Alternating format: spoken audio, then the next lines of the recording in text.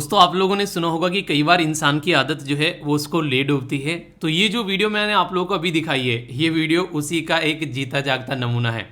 Basically यहाँ पर मैं एक छोटी सी कोटेशन भी आप लोगों को बताना चाहूँगा। ये वीडियो हालांकि लगभग 11 मिलियन से भी ज़्यादा लोगों के द्वारा देखी गई और ये ट्रेंड करी भाई साहब दबाकर जो इनके द्वारा हरकतें की गई थी। यहाँ पर ये जो पर्सन थे यहाँ पर आखिर हुआ क्या, बेसिकली एक कोटेशन में बोलना चाहूँगा कि बुरी आदतें अक्सर वक्त पर नहीं बदली जाए तो वह आदतें आपका वक्त बदल देती है। ठीक है, आप लोगों ने वो नहीं मीम सुना होगा, उसमें बोलता है कि वक्त बदल गए, हालात बदल गए, जज्बात बदल गए तो वही चीज़ें यहाँ पर देखने को मिली। आदतें यार हम लोगों को बनाती हैं और आदतें ही हम लोगों को बिगाड़ती हैं। आप लोगों ने अगर कोई अच्छी आदत अपनी ज़िंदगी में अपना ली, वो आप लोगों को बहुत लंबे समय तक काम आने वाली है। पर लेकिन अगर कोई गलत आदत ज़िंदगी में पड़ गई, वो इसी तरीके से ज़िंदगी को बर्बाद भी करने वाली है। तो हमेशा अपनी आदतों को सोच समझकर चूज करें। आप लोगों ने सुना होगा बचपन में बीड़ी सिगरेट पीने की आदत पड़ गई, अब ऐसा बुढ़ापे तक अंतिम सांस तक वो इंसान जो है वो सेम काम करता रहता है। क्यों? क्योंकि आसान होती हैं आदतें अडेप्ट करना। जो भी हम लोग किसी एक माहौल में रहकर उनको अडेप्ट करते हैं, कोई सिगरेट पी रहा है, हमने पीना स्टार्ट कर दिया, ठीक है, पर लेकिन छोड़ने की बारी आ जाए, अब माहौल तो वही है, सब सिगरेट ही पी रहे हैं, अब वो तो पीते रहेंगे जिसको पीना है, अब हमको छोड़नी है, तो भाई साहब वो होती है लोहे के चने चबाने वाली बात। क्योंकि उस टाइम पर अपने आप को कंट्रोल करना बड़ा मुश्किल होता है। अभी ये जो है यहाँ पर नॉर्मली आप लोगों ने देखा होगा, जब भी आप लोग चिड़ियाघर में जाते हैं तो यहाँ पर एक तरीके से रहता है कि एक इंडिकेशन लगा दिया जाता है कि इससे आगे आप लोगों को पैर नहीं रखना है, ठीक है। तो ये भाई साहब जो है रूल और रेगुलेशन को तोड़कर वहाँ पर इस पर्टिकुलर पिंजरे के पास में गए। तो फिर क्या था, फिर तो चिंपैंजी ने भी मजे ले लिए पकड़ के यहाँ पर।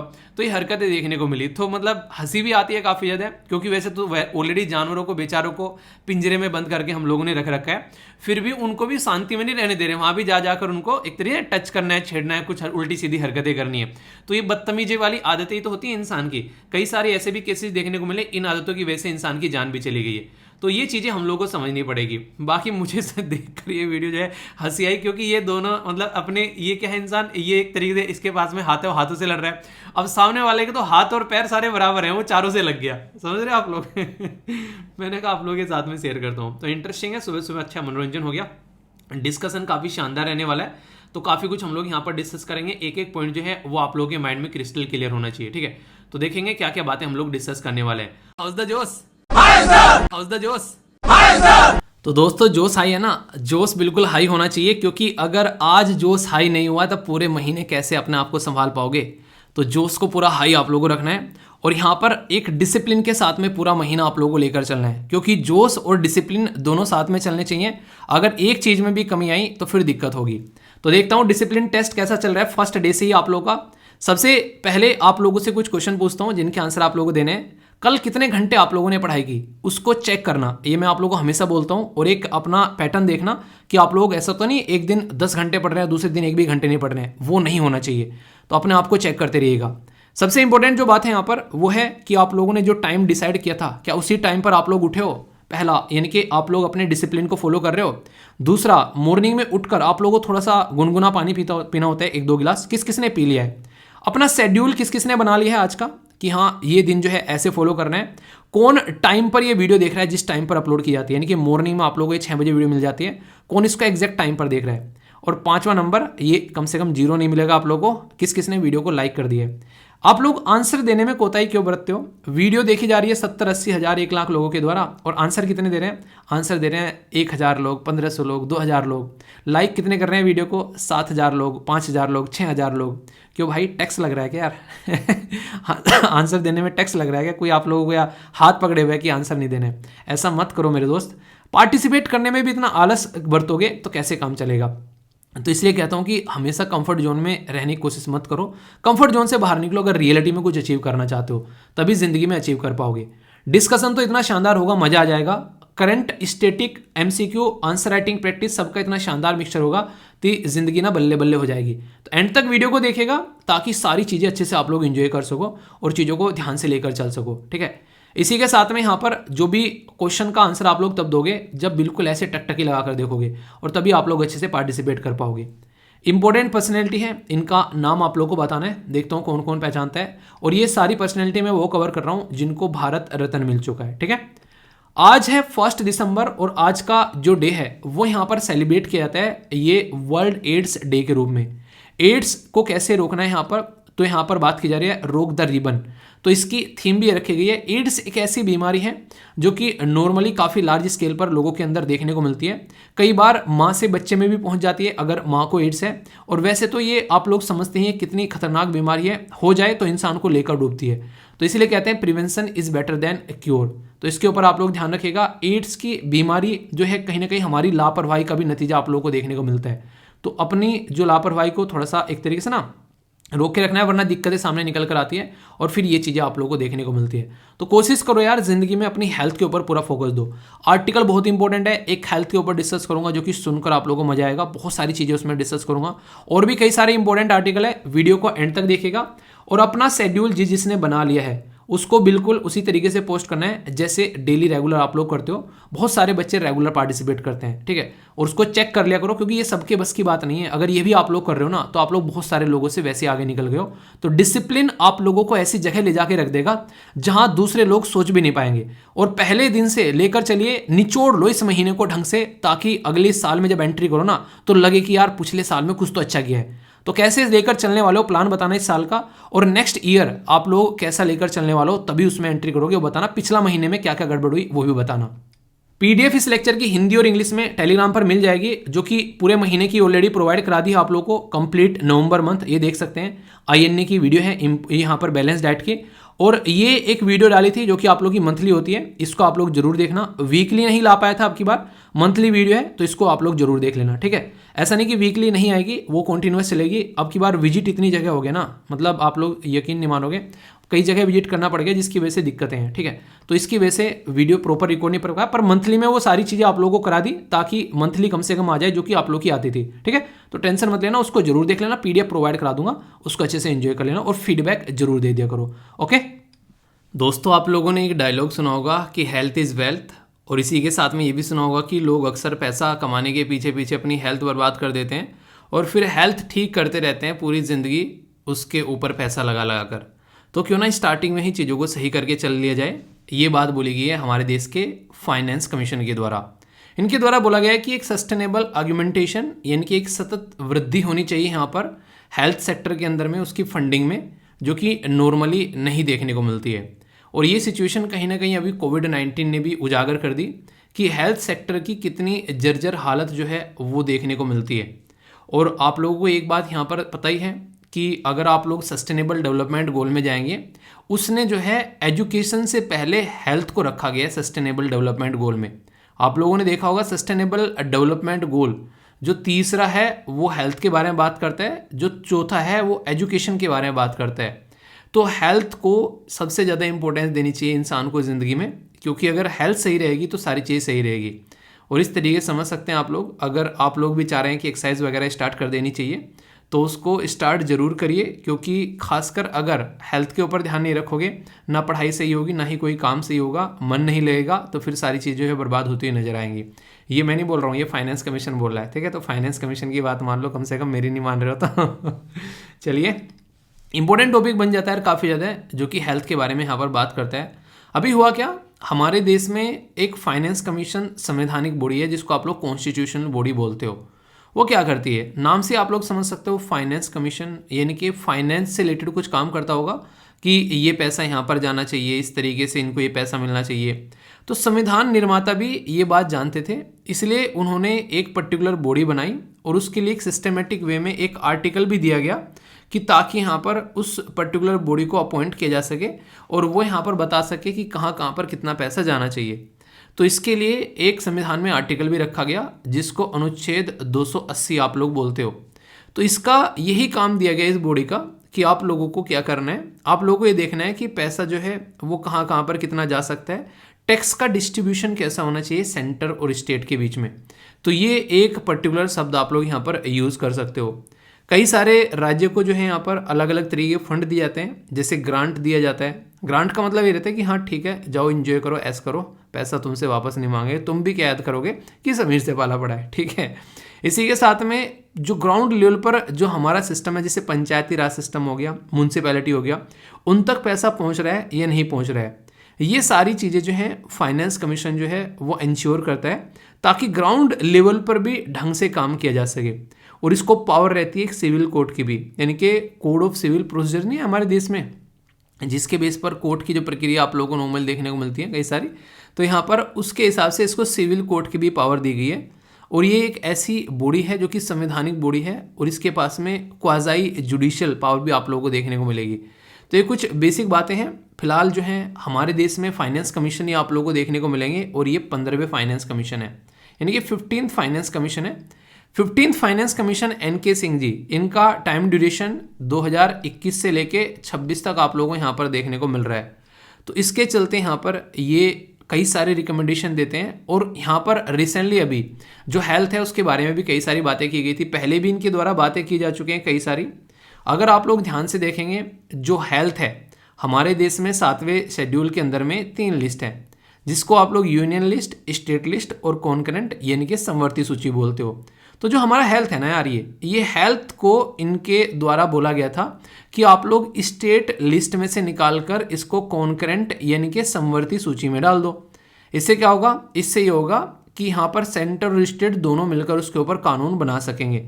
तो इसको लेकर कई सारी बातें की गई। आप लोगों को पता होगा जब कोविड-19 की वैक्सीन को डिस्ट्रीब्यूशन करने की बात चल रही थी तो सेंटर ने स्टेट के ऊपर रेस्पॉन्सिबिलिटी छोड़ दी थी कि भाईजान तुम अपने आप देख लो, पर लेकिन यहाँ पर वो इतनी बड़ी बीमारी बन गई कि वो उनके बस की नहीं रही, तो फिर सेंटर ने आकर उसमें जो है बोला कि हाँ ठीक है हम कुछ देखते हैं। तो ये सारी चीज़ें आप लोग समझ सकते हैं, सारी प्रक्रिया आप लोगों ने भी कोविड-19 के टाइम पर देखी।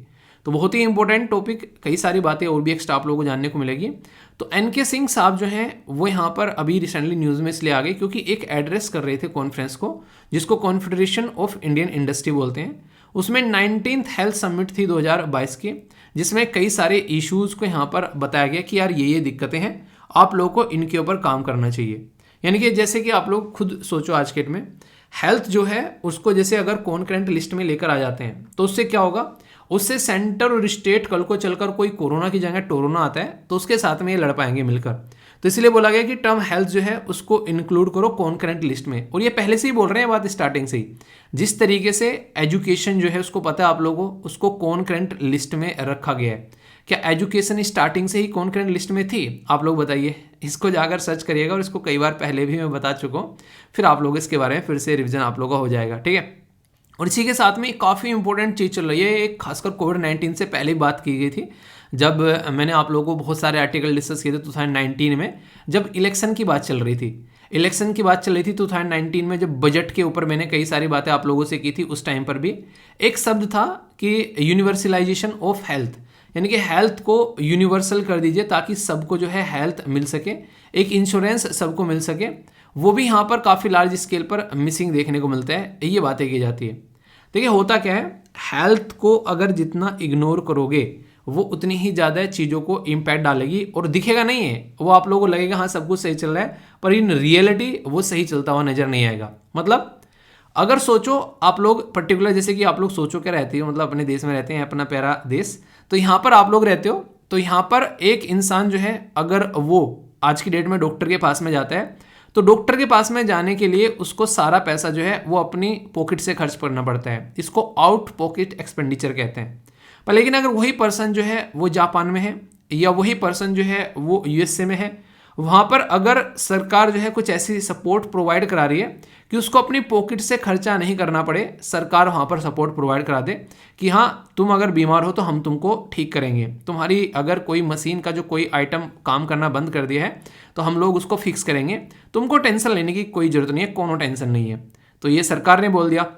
अब यहाँ पर हेल्थ का मैटर जो है, जो कि कई बार इंसान को ले डूबता है, बहुत सारे घर ऐसे होते हैं जो हेल्थ के चक्कर में गरीब हो जाते हैं। घर में एक बीमार हो गया कोई इंसान, उसको कोई कैंसर हो गया, किसी का कोई एक्सीडेंट हो गया, या और भी बहुत सारे इश्यूज देखने को मिलते हैं। उसकी वजह से कई सारे जो घर हैं उनकी खस्ता हालत हो जाती है, क्योंकि एक इंसान को कुछ हो गया तो सारा परिवार कर्जे में आ जाता है। तो यहाँ पर इसकी वजह से डायरेक्ट इम्पैक्ट पड़ता है किसके ऊपर? अर्थव्यवस्था के ऊपर, यानी कि इकोनॉमी के ऊपर। एक देश में 100 लोग हैं, वो 100 लोग जो हैं उसमें से 25 लोग जो हैं वो बीमार पड़े हुए हैं और 75 लोग जो हैं वो काम कर रहे हैं। ये देश है USA मान लीजिए। दूसरा देश हमारा देश है, यहाँ पर 100 लोग हैं और 100 में से 99 लोग जो हैं वो बिल्कुल हष्ट पुष्ट हैं और 1 लोग ओनली बीमार है। तो कौन सा लोग जो है, कौन सा देश जो है वो ज़्यादा प्रोडक्टिवली काम करेंगे? भारत ढंग से पूरा प्रोडक्टिवली काम करेगा, यूएसए बीमार पड़े हैं। पर लोग पता है यूएसए में ओबेसिटी जो है यानी कि मोटापा एक बहुत बड़ी प्रॉब्लम आप लोगों को यहाँ पर देखने को मिलेगी, ठीक है। अरे 30 था ये, ठीक है। तो यहाँ पर एक तरीके से ओबेसिटी बहुत बड़ी प्रॉब्लम देखने को मिलेगी। तो कहने का मतलब यहाँ पर क्या हो गया, कहने का मतलब सीधा सीधा यहाँ पर ये हो गया कि आज की डेट में अगर हेल्थ को आप लोग सही तरीके से लेकर चल रहे हो तो इनडायरेक्ट वे में आप लोग इकोनॉमी को सही तरीके से लेकर चल रहे हो। इसीलिए कहते हैं कि हेल्थ जो है वो वेल्थ का काम करती है। सही है इंसान तो अच्छे से एजुकेशन भी लेगा, सही है इंसान तो वो अच्छे से अपने सारे काम करेगा, अपना काम पे भी टाइम पर जाएगा। वो एक तरीके से बहाना नहीं बनाया गया कि आज तो सर में दर्द हो गया, पेट में दर्द हो गया, ये दिक्कत हो गई, तो सारी चीज़ें वो सही से लेकर चलेगा। इसलिए जो समझदार देश हैं वो खासकर पहले ही हेल्थ के ऊपर काफ़ी अच्छा खर्चा करते हैं। आप लोग साउथ कोरिया देख लो या जापान देख लो, ये देश ऑलरेडी हेल्थ को बहुत ही ऊपर लेकर चल रहे हैं। तो आप लोगों को भी ज़िंदगी में हेल्थ को ऊपर रखना चाहिए। इसलिए कहता हूँ कि मॉर्निंग में उठकर सही तरीके से पानी पिया करो, एक्सरसाइज किया करो, वरना बहुत सारी दिक्कतें देखने को मिलेगी अगर अपने आप को एक सही पैटर्न में लेकर नहीं चलोगे। तो यहाँ पर इंक्रीज करने की बात की जा रही है, जो यहाँ पर पब्लिक आउटले, यानी कि एक तरीके से सबसे पहले यहाँ पर ये आज से नहीं बहुत पहले से बात की जा रही है कि हम लोगों को 2025 तक का अपनी जीडीपी का लगभग 2.5% जो है वो हेल्थ के ऊपर खर्च करना चाहिए। ये जो डेटा है ये भी यहाँ पर हम लोग अचीव नहीं कर पा रहे हैं। और जाकर सर्च करोगे ना जापान के बारे में, बोलना कि what percentage of GDP does Japan spend on health care, आप लोग जाकर देखना सरप्राइज हो जाओगे। वो 10% से भी ज़्यादा अपनी हेल्थ के ऊपर वहाँ पर खर्च करते हैं जापान के अंदर में। तो ये आप लोग समझ सकते हैं, हम लोग 2.5% के लिए भी जूझ रहे हैं यहाँ पर आज की डेट में कि हम लोगों को हेल्थ के ऊपर यहाँ पर खर्च करना चाहिए। और यहाँ पर तो मैं बात कर रहा हूँ, ये बहुत ही एक तरीके से आप लोग कंडीशन देखने को मिलेगी कई सारे राज्य के अंदर में डिफरेंट नजर आएगी। यानी कि फिर भी अगर केरला तमिलनाडु में जाते हैं वहाँ पर फिर भी थोड़ा ठीक आप लोगों को देखने को मिलेगा, पर लेकिन बिहार और उत्तर प्रदेश में आएंगे तो आप लोग को और भी यहाँ पर कंडीशन जो है वो जर्जर हालत में नजर आएगी। तो इंटर स्टेट वेरिएशन और भी ज़्यादा देखने को मिलता है। बिहार, उत्तर प्रदेश, झारखंड में देखोगे अलग पैटर्न है, केरला और तमिलनाडु में देखोगे अलग पैटर्न है। तो यहाँ पर इस पैटर्न को भी अंडरस्टैंड करने की जरूरत है।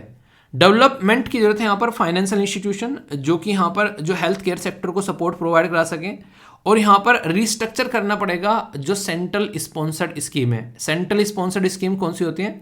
ये वो स्कीम होती है जिसमें सेंट्रल गवर्नमेंट और स्टेट गवर्नमेंट मिलकर काम करती है। चलो भाई ये दिक्कत है, इसको ना मिलकर सुधार लेते हैं। तो ये वो वाली चीज़ आप लोगों को देखने को मिलेगी। तो इसी के बारे में यहाँ पर बात की जा रही है। ये सारी चीज़ें हम लोग को समझनी पड़ेगी, अगर नहीं समझेंगे तो फिर आने वाले टाइम पे दिक्कतें देखने को मिलेगी। क्योंकि यहाँ पर आप लोग एक बात समझिएगा, अगर आज की डेट में एक छोटी सी स्टेंट आती है जो हार्ट में अगर कोई दिक्कत होती है तो एक तरीके से ना उसको हार्ट को सही करने के लिए वो लाखों की आया करती थी।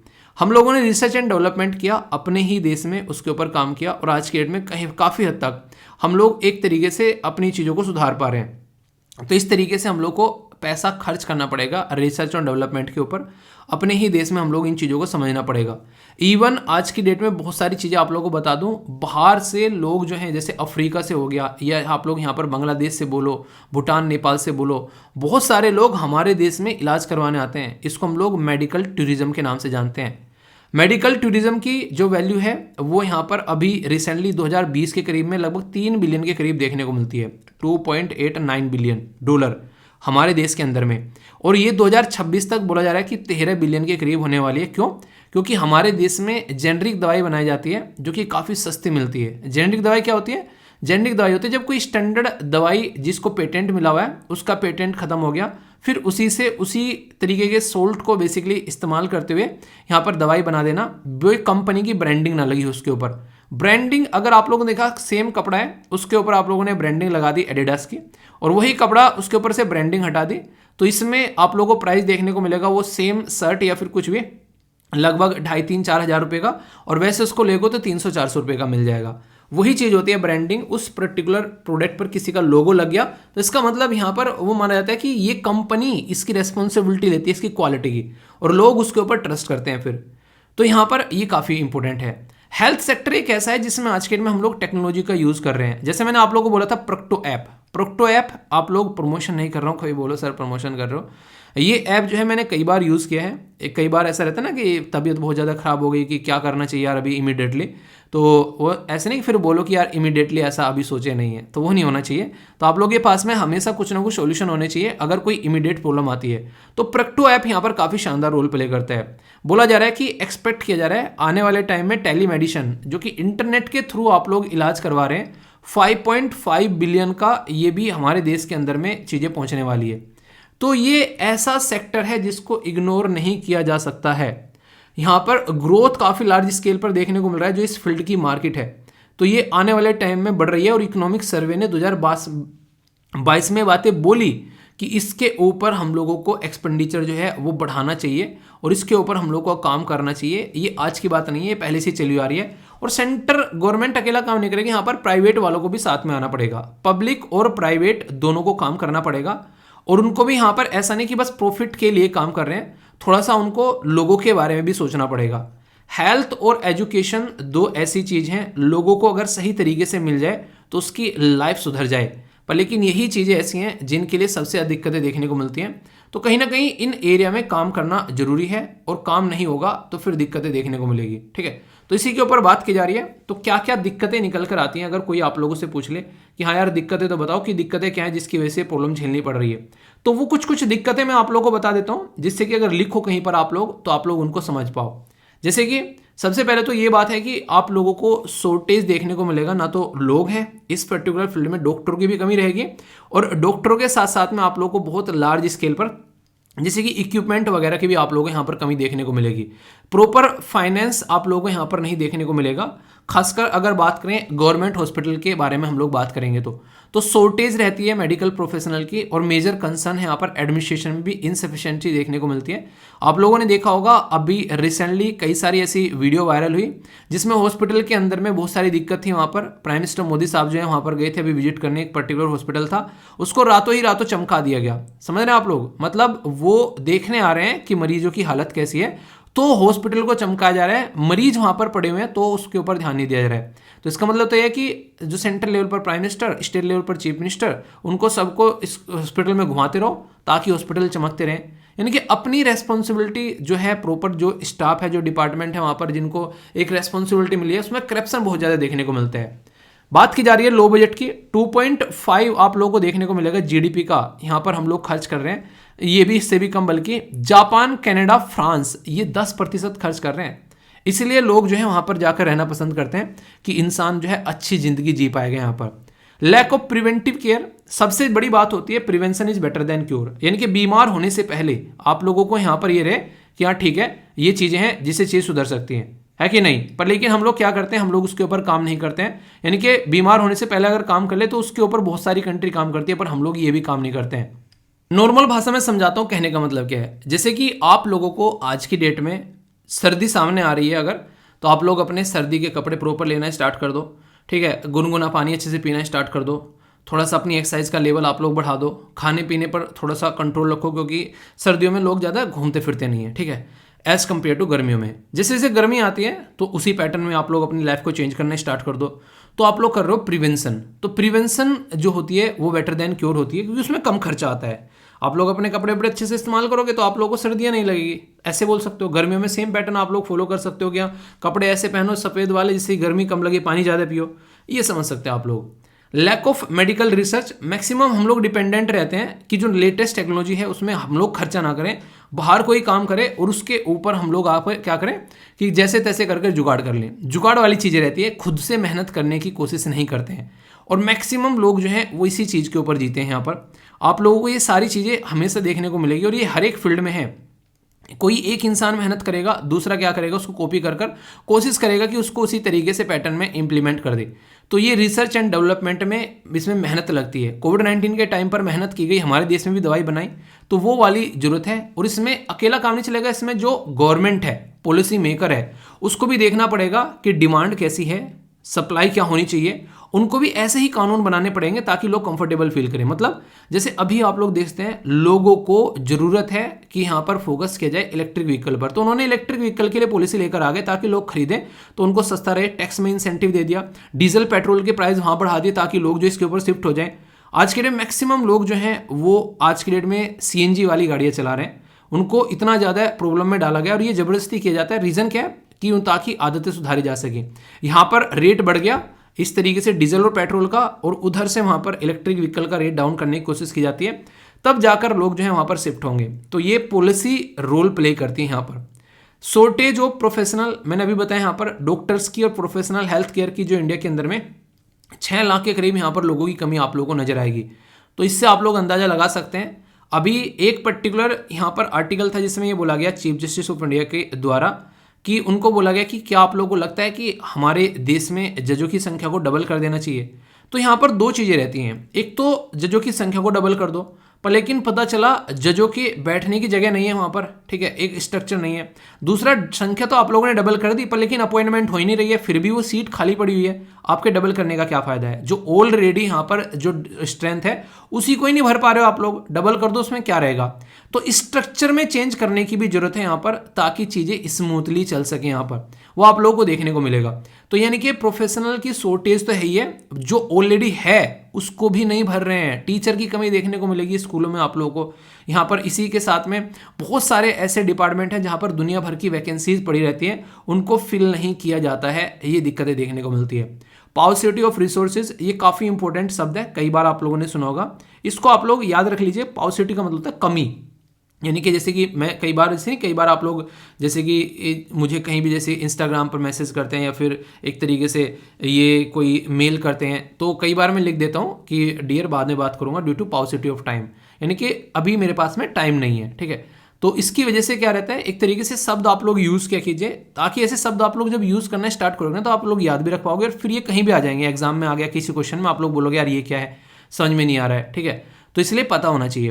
तो यहाँ पर रिसोर्सेज की कमी तो एक्सट्रीम कंडीशन है कई सारे एरिया में, जहाँ पर आप लोगों को देखो आउट पेशेंट यहाँ पर जो डिपार्टमेंट एक तरीके से क्राउडेड आप लोगों को देखने को मिलेंगे, ठीक है। तो यहाँ पर कहीं ना कहीं आप लोग बोल सकते हैं कि लोग अपने पॉकेट से पैसा खर्च कर रहे हैं, वहाँ पर प्रॉपर स्टाफ नहीं है, मेडिसिन नहीं है, इंफ्रास्ट्रक्चर नहीं है। कई बार देखा होगा ऐसी वीडियो सामने निकल कर आ रही हैं कि प्रेग्नेंट वुमेन ने हॉस्पिटल के बाहर बच्चे को जन्म दे दिया। एक इंसान जो है वो अपनी वाइफ की बॉडी को स्कूटर पर, कंधे पर या फिर ठेले पर रखकर अपने लेकर चला गया। बच्चे को एक इंसान ने एक थैले में पैक किया और उसको अपनी डिग्गी में डाल के ले गया। उसके बच्चे की डेथ हो गई थी, उसको एम्बुलेंस की सर्विस प्रोवाइड नहीं कराई गई। ये ऑलरेडी कई सारी ऐसी न्यूज़ हैं जो अलग अलग एरिया से निकल कर आ चुकी हैं। ये मैं नहीं कह रहा हूँ, ये ऑलरेडी बहुत सारी खबर आप लोगों ने देखी है। तो जरूरी है इनके ऊपर काम करना, और ये तब होगा जब हम लोग यहाँ पर कोशिश करेंगे अच्छे से इन्वेस्टमेंट करने की। तो ये कोशिश करनी है। यहाँ पर आप लोगों ने देखा होगा, एक इंटरेस्टिंग चीज़ बताऊँ आप लोगों को जो मुझे कभी अंदर से चुभती भी है। हमारे देश में कभी भी इलेक्शन के मुद्दे में ये नहीं रहता कि आप लोगों को हेल्थ की सर्विस अच्छी मिलेगी, आप लोगों को एजुकेशन अच्छा मिलेगा। ये बहुत रेयरली आप लोगों को देखने को मिलता है।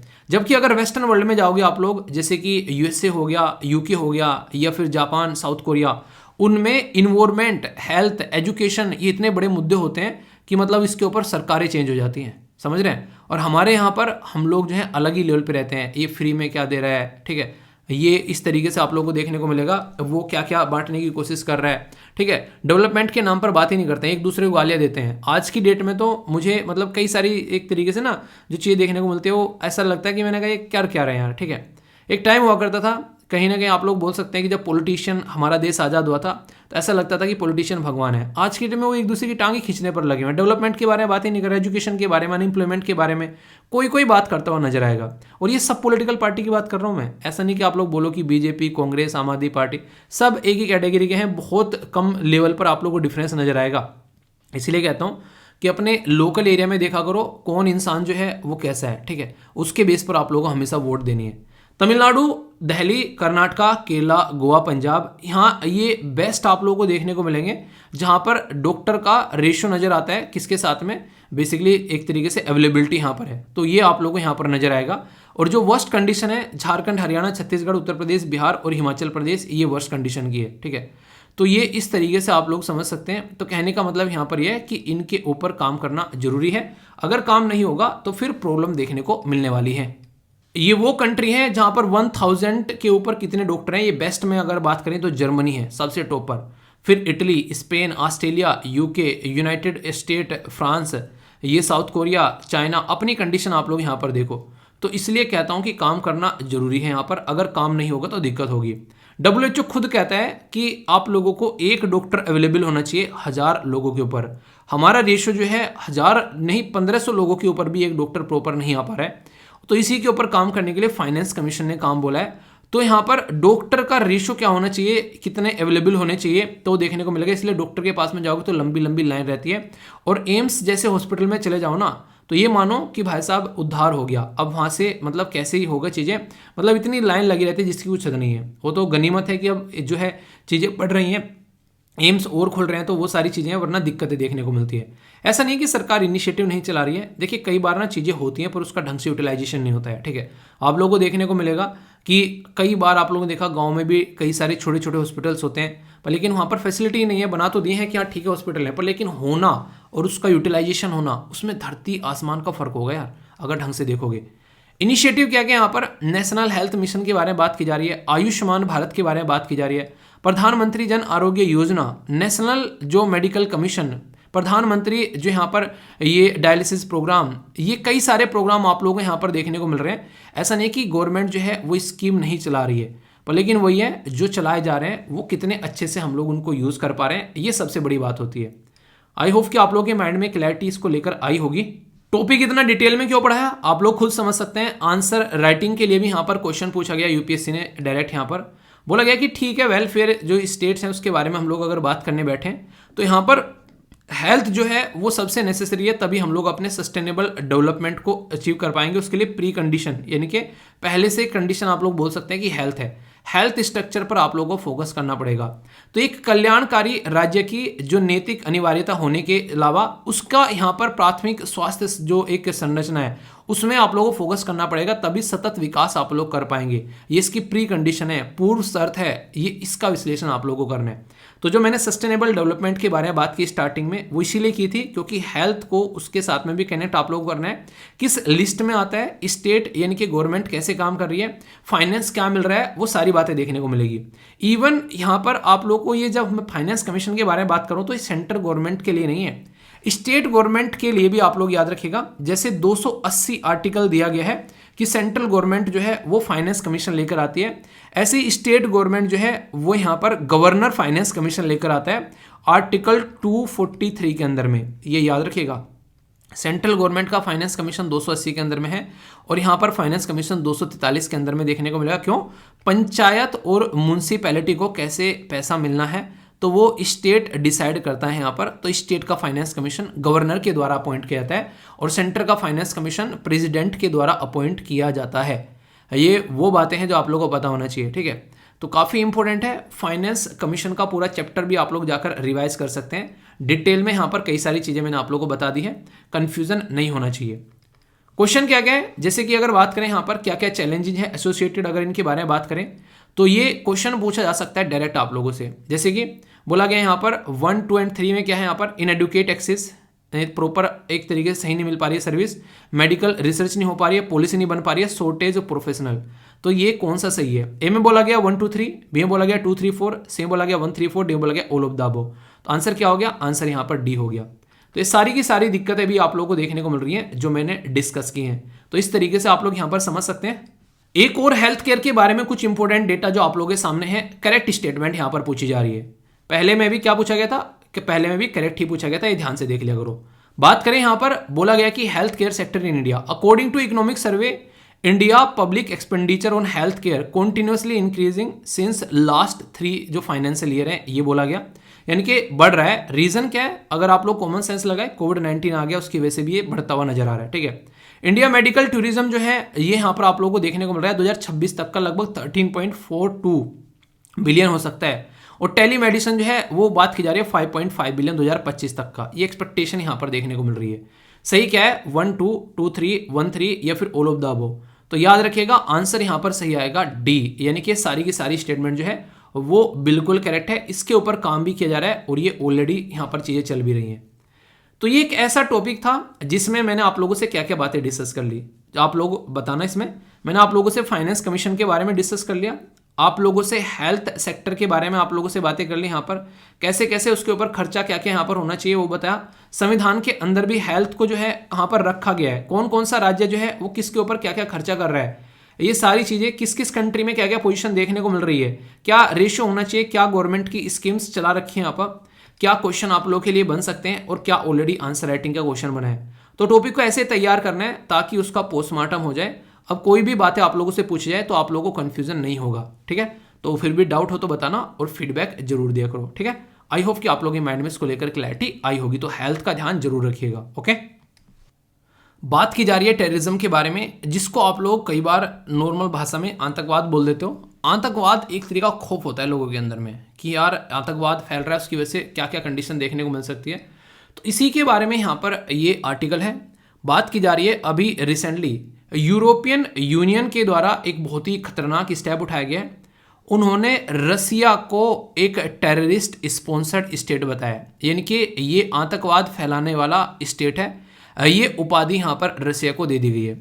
आप लोग बोलो कि यहाँ पर कोई आकर मुझे बोलने लगे कि ये तो टेररिस्ट है, यहाँ पर उसके बोलने से क्या हो जाएगा। देखिए यहाँ पर कोई इंसान किसी इंसान को बोले तो उसका कोई ज़्यादा मतलब होता नहीं है, क्योंकि अक्सर लोग चिढ़ने की वजह से बोल देते हैं। पर एक देश दूसरे इंसान दूसरे देश को बोले यहाँ पर तो उसकी वजह से बहुत ज़्यादा नुकसान देखने को मिलता है। जैसे कि रसिया से कुछ भी डिफेंस एक्सपोर्ट जो है वो आप लोगों को बैन होता हुआ नजर आएगा, यानी कि कोई भी देश जो है उसको डिफेंस एक्सपोर्ट नहीं करेगा। हालांकि वो नहीं कहते कि पुतिन साहब ये बोलते हैं कि भगवान का दिया सब कुछ है, ठीक है, डिफेंस में बहुत माहिर है, कोई दिक्कत नहीं है, सारी चीज़ें हैं, सारे रिसोर्सेज हैं, बस चाहिए तो मार्केट। और वो मार्केट उसको मिली हुई है यहाँ पर चाइना और इंडिया की फॉर्म में, तो उसमें उसको कोई दिक्कत भी नहीं है। पर लेकिन यहाँ पर अगर बात करें कई सारे रिस्ट्रिक्शन और भी लगाए जाते हैं, जैसे कि फाइनेंशियल रिस्ट्रिक्शन। तो इसकी वजह से देश की कई बार कंडीशन खराब होने लगती है। यूएसए ने ऑलरेडी यहाँ पर 4 कंट्री ऐसी हैं जिनको आज की डेट में स्टेट स्पॉन्सर्ड टेररिज्म की कैटेगरी में गिर रखा है। उसमें एक कंट्री तो आप लोगों को क्यूबा देखने को मिलेगी।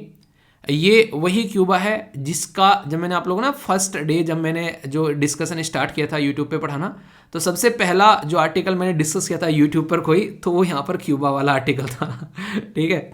तो ये वही क्यूबा है जिसके बारे में क्यूबियन मिसाइल क्राइसिस के बारे में हम लोग बात करते हैं। किस साल में हुआ था बताइए जरा, देखता हूँ कौन कौन बताते हैं।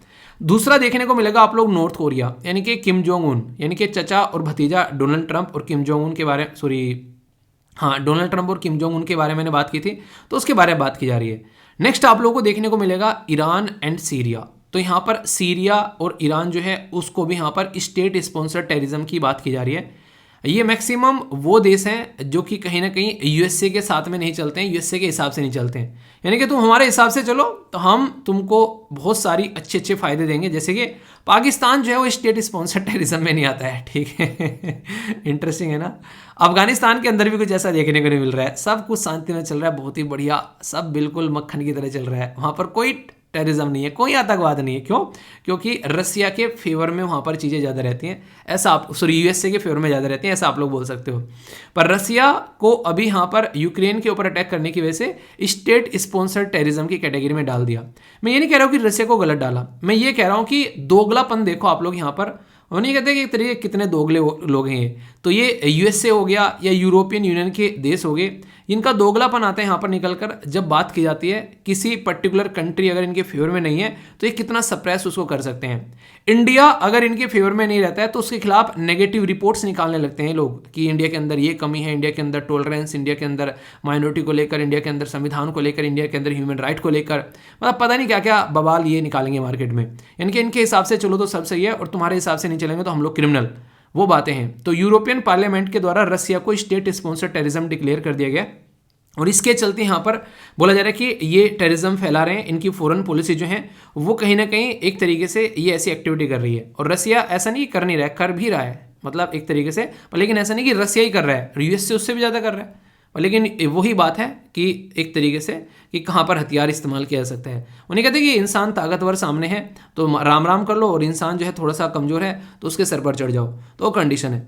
अभी यहाँ पर यही सिचुएशन है। तो याद रखिएगा यूरोपियन यूनियन के द्वारा ये स्टेप उठाया गया है और ये सारी बातें यहाँ पर आप लोगों को जो भी बताई हैं वो लिखी हुई हैं। हिंदी और इंग्लिश में सारी चीज़ें आप लोगों को मिल जाती हैं, तो कन्फ्यूज़न न रहे इसके चलते आप लोग पीपीटी डाउनलोड कर लिया करो। सारी चीज़ें एक जगह इकट्ठी मिल जाएंगी तो टेंशन आप लोगों को नहीं रहेगी, ठीक है। तो इसीलिए कहता हूँ सारी चीज़ें अच्छे से लेकर चलो।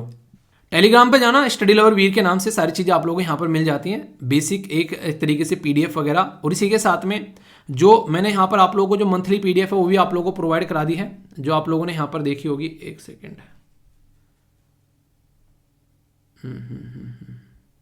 ये देखो कंप्लीट नवंबर की जो PDF है वो आप लोगों को प्रोवाइड करा दी है, और इसी के साथ में वीडियो अपलोड कर दी, इसमें MCQ की प्रैक्टिस हम लोगों ने की है, तो ये आप लोग जरूर देखिएगा, क्योंकि आप लोगों को मंथली MCQ की वीडियो मिल रही है यहाँ पर, ये आप लोगों को जरूर अच्छे से एंजॉय करनी है, ठीक है। इसकी PDF भी आप लोगों को प्रोवाइड करा दूंगा, और पिछली भी कुछ PDF बची हुई है, मुझे बता दीजिएगा कौन कौन सी बची हुई हैं, ताकि उनको भी प्रोवाइड कराया जा सके। ओके, हमारे देश में सेमीकंडक्टर की चिप की जो इंडस्ट्री है उसको पुश देने के लिए यहाँ पर गवर्नमेंट जो है वो कई सारे जो है एक तरीके से हथियार लेकर आ रही है, यानी कि उसको इंप्लीमेंट करने की बात कर रही है। तो गवर्नमेंट की पॉलिसीज क्या है इसको लेकर, वो सारी बातें किस तरीके से हम लोग को इसके ऊपर काम करना चाहिए, वो सारी चीजें आप लोगों को देखने को मिलेगी। तो GS पेपर 2 और 3 के अंदर आप लोग इसको काउंट कर सकते हैं। सेंट्रल गवर्नमेंट के द्वारा यहाँ पर क्या किया जा रहा है, सेमीकंडक्टर की चिप या फिर जो डिस्प्ले है उसके बारे में यहाँ पर काम करने के लिए काफी अच्छा एक इनिशिएटिव है, ताकि लगभग 10 बिलियन का इन्वेस्टमेंट यहाँ पर आप लोगों को देखने को मिलेगा। यानी कि देखिए, कोई भी काम स्टार्ट करना होता है ना एक ऐसे स्केल पर कि पूरा देश जो है वो एक तरीके से उसको फायदा पहुंच सके, तो कुछ बड़ा आप लोगों को सोचना पड़ेगा यहाँ पर। तो ये चिप्स खाकर फिर काम नहीं चलेगा, फिर भाई साहब कुछ बड़ा सोचना पड़ेगा। क्यों? रीजन देखिए, आज के डेट में कोई भी चीज अगर आज के डेट में आप लोग यूटिलाइज कर रहे हैं जिसमें इलेक्ट्रॉनिक फॉर्म में कुछ चीजें आप लोगों को देखने को मिलती है, उसमें चिप आप लोगों को देखने को मिलेगी। मतलब आप लोगों के रिमोट से लेकर, मोबाइल से लेकर, हवाई जहाज तक अगर आप लोग बात करोगे, उसके अंदर ये सारी चिप देखने को मिलेगी। आप लोगों को याद होगा मैंने कोविड-19 के टाइम पर बताया था कि गाड़ी की सर्विस कराने जब गए वहां पर, तो उसमें कई मतलब इतने दिन पहले जैसे सर्विस कराने गए तो उसको वो काम था कि झट मंगनी पड़ भी आप पर, लेकिन अब जब यहाँ पर जा रहे थे तो उसमें महीनों लग गए। ठीक है, वो कंडीशन यहाँ पर देखने को मिली। तो इसका मतलब था चिप की शॉर्टेज हो गई, और वो किसकी वजह से हुई? वो हुई चाइना की वजह से। चाइना में कोविड-19 की वजह से जो है लॉकडाउन लग गया, और उसके लॉकडाउन का खामियाजा जो है वो पूरी दुनिया को झेलना पड़ा। तो अब यहाँ पर दुनिया को समझ में आ गया कि दूसरे के कंधे पर हाथ रखकर आप लोग चलना सीख सकते हो। अगर दौड़ना है तो आप लोगों को अपने ही पैरों पर चलना पड़ेगा। तो इसीलिए यहाँ पर इंडिया के द्वारा भी यहाँ पर ये चीजें समझ ली गई, और हम लोगों ने बोला कि अब अपने पैरों पर हम लोगों को दौड़ना है। तो इसके चलते हम लोगों ने भी जो है काम करना स्टार्ट कर दिया है। ठीक है, और उसके लिए क्या करना पड़ता है? देखिए, कोई भी काम अगर करना है तो आप लोगों को 3 चीजों पर ध्यान देना पड़ता है। ठीक है, एक तो बहाने जो है उससे दूर रहना पड़ेगा कि नहीं अब नहीं कल कर लेंगे। अगर गवर्नमेंट बोलने लगे, जैसे नॉर्मली जैसे गवर्नमेंट आती है, जैसे उस टाइम पर कई सारे नहीं एक तरीके से वो दिए जाते हैं आश्वासन, ये करेंगे वो करेंगे, पर लेकिन उससे काम नहीं चलता है। तो बहानों से दूर रहना है। ठीक है, तो ये चीजें बदलनी पड़ेगी। ठीक है, दूसरा आलस, जैसे आप लोगों के अंदर आलस है, ऐसे गवर्नमेंट के अंदर भी आलस है। जब तक पुश नहीं करते हैं तो वो यहाँ पर काम नहीं करती है। ठीक है, तो समस्याओं को मौके में कन्वर्ट करना है, ये तीसरा सबसे बड़ा है। ये 3 काफी इंपॉर्टेंट पॉइंट है। सबसे बड़ा तो बहाना नहीं बनाना है, दूसरा आलस, और तीसरा जब प्रॉब्लम आ गई है तो प्रॉब्लम को आप लोगों को किस में कन्वर्ट करना है? आप लोगों को मौके में कन्वर्ट करना है। जैसे कोविड-19 की प्रॉब्लम आ गई, अब पता है चाइना से सप्लाई आ नहीं रही है, तो क्यों ना हम लोग अपने ही देश में यहाँ पर कुछ ऐसा सिस्टम स्टैब्लिश कर दें कि इसके चलते लोगों को भी जॉब मिल जाए, और इसी के चलते यहाँ पर जो है अपनी ही कंट्री में हम लोग आत्मनिर्भर हो जाएं। तो इस पे काम करने की बात की जा रही है। फिलहाल के टाइम पर अगर आप लोग बोलो कि कौन कौन यहाँ पर इस फील्ड के बादशाह हैं, तो इस फील्ड के बादशाह आप लोगों को देखने को मिलेंगे यूनाइटेड स्टेट ऑफ अमेरिका। ठीक है, आज की डेट में सबसे टॉप पर आप लोगों को यहाँ पर ये नजर आएंगे। सबसे टॉप पर कौन चल रहा है यहाँ पर? ये यूएसए चल रहा है। ठीक है, अगर दुनिया में बात करें 47% जो मार्केट आप लोगों को यहाँ पर देखने को मिलेगी, जिसके ऊपर काम करने वाली बात है। दूसरे नंबर पर शानदार तरीके से परफॉर्मेंस आप लोगों को देखने को मिलेगी किसकी? ये है साउथ कोरिया की।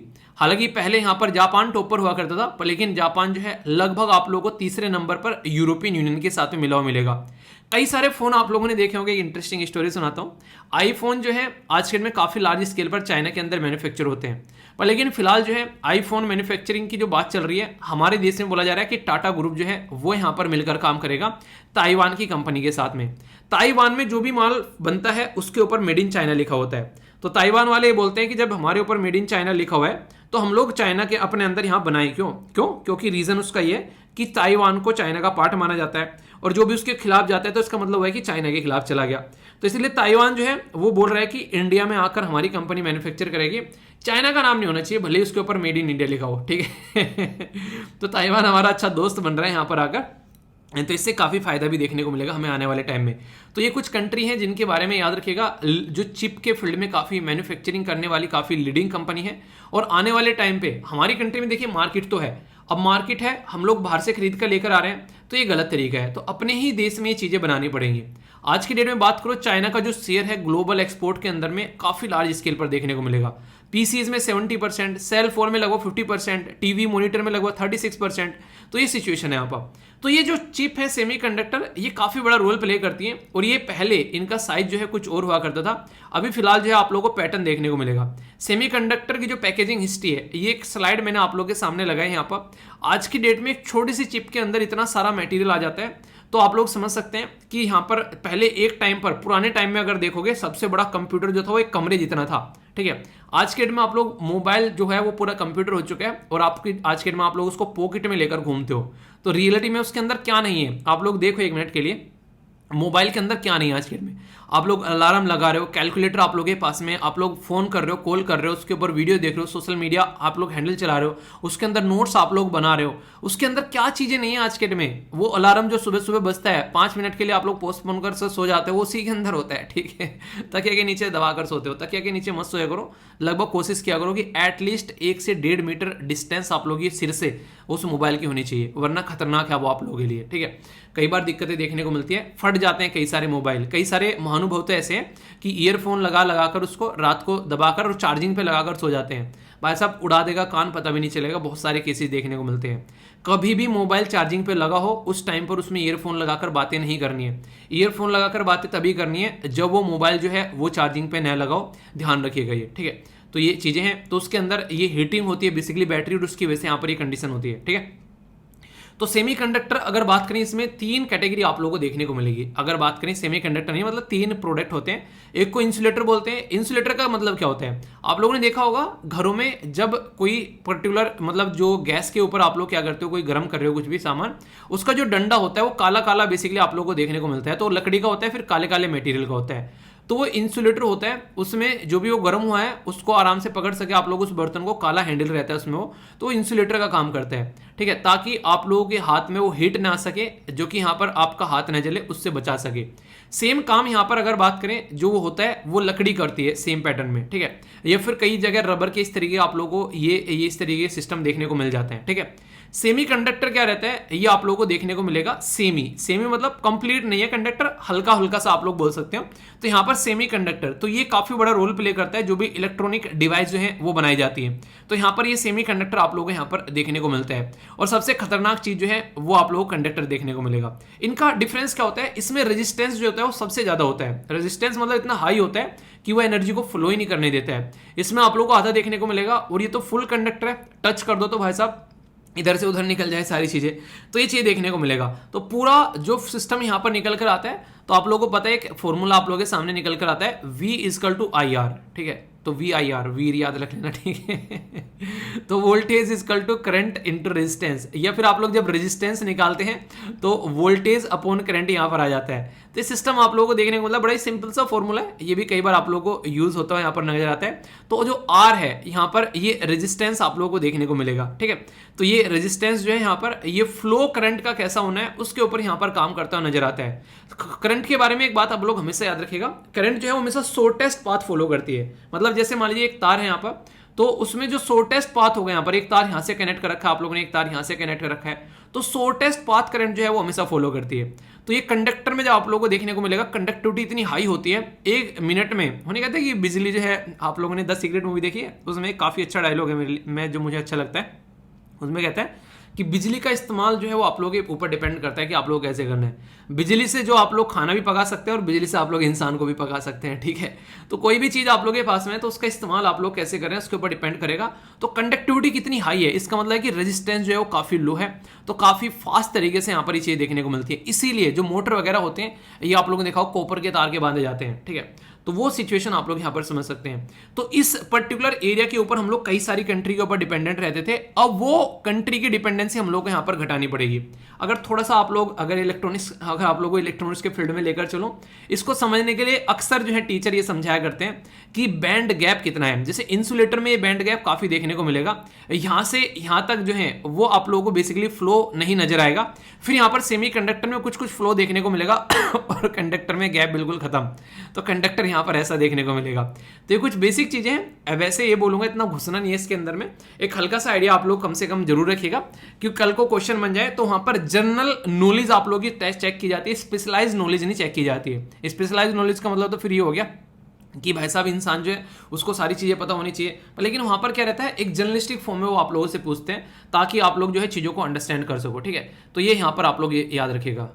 ये जो फॉर्मूला मैंने यहाँ पर बताया इसको अगर बिल्कुल नॉर्मल भाषा में आप लोग समझना चाहते हैं, फिर से अगर कोई बच्चे ऐसे होंगे फिर बोलेंगे सर हम तो साइंस बैकग्राउंड के हैं नहीं, तो सीधा सीधा यार इसका फंडा ये है कि भाई साहब जो इंसुलेटर होता है उसमें करंट जो है वो बिल्कुल फ्लो नहीं होता है, ठीक है। यहाँ पर जो है करंट थोड़ा फ्लो होता है और यहाँ पर करंट जो है बहुत ताबड़तोड़ फ्लो होता है, ठीक है। यानी कहने का मतलब ये कि कोई भी रुकावट नहीं होती है, तो इसीलिए उसको कंडक्टर बोला जाता है। जैसे बस में कंडक्टर होता है, ठीक है, तो भीड़ में कहीं भी जाकर वो पैसे लेकर आता है, तो ऐसे आप लोग बोल सकते हो।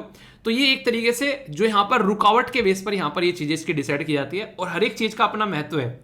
आप लोगों को पता होगा कि एक तरीके से इंसान को कभी कभी पिटाई भी झेलनी पड़ती है घर वालों की, माँ बाप की, क्योंकि जरूरी है वो भी, तो एक तरीके से उनका प्यार भी रहता है, उनको गुस्सा भी रहता है, तो हर एक चीज़ की अपनी अपनी इंपॉर्टेंस होती है। ऐसे ही आप लोग यहाँ पर इनकी इंपॉर्टेंस बोल सकते हो, ठीक है। तो इसके बारे में हल्का सा आइडिया आप लोग रखिएगा जो भी है। अब इंपॉर्टेंट चीज़ क्या है यहाँ पर, ये सारी चीज़ें हम लोग चाहते हैं अपने देश के अंदर बनाना।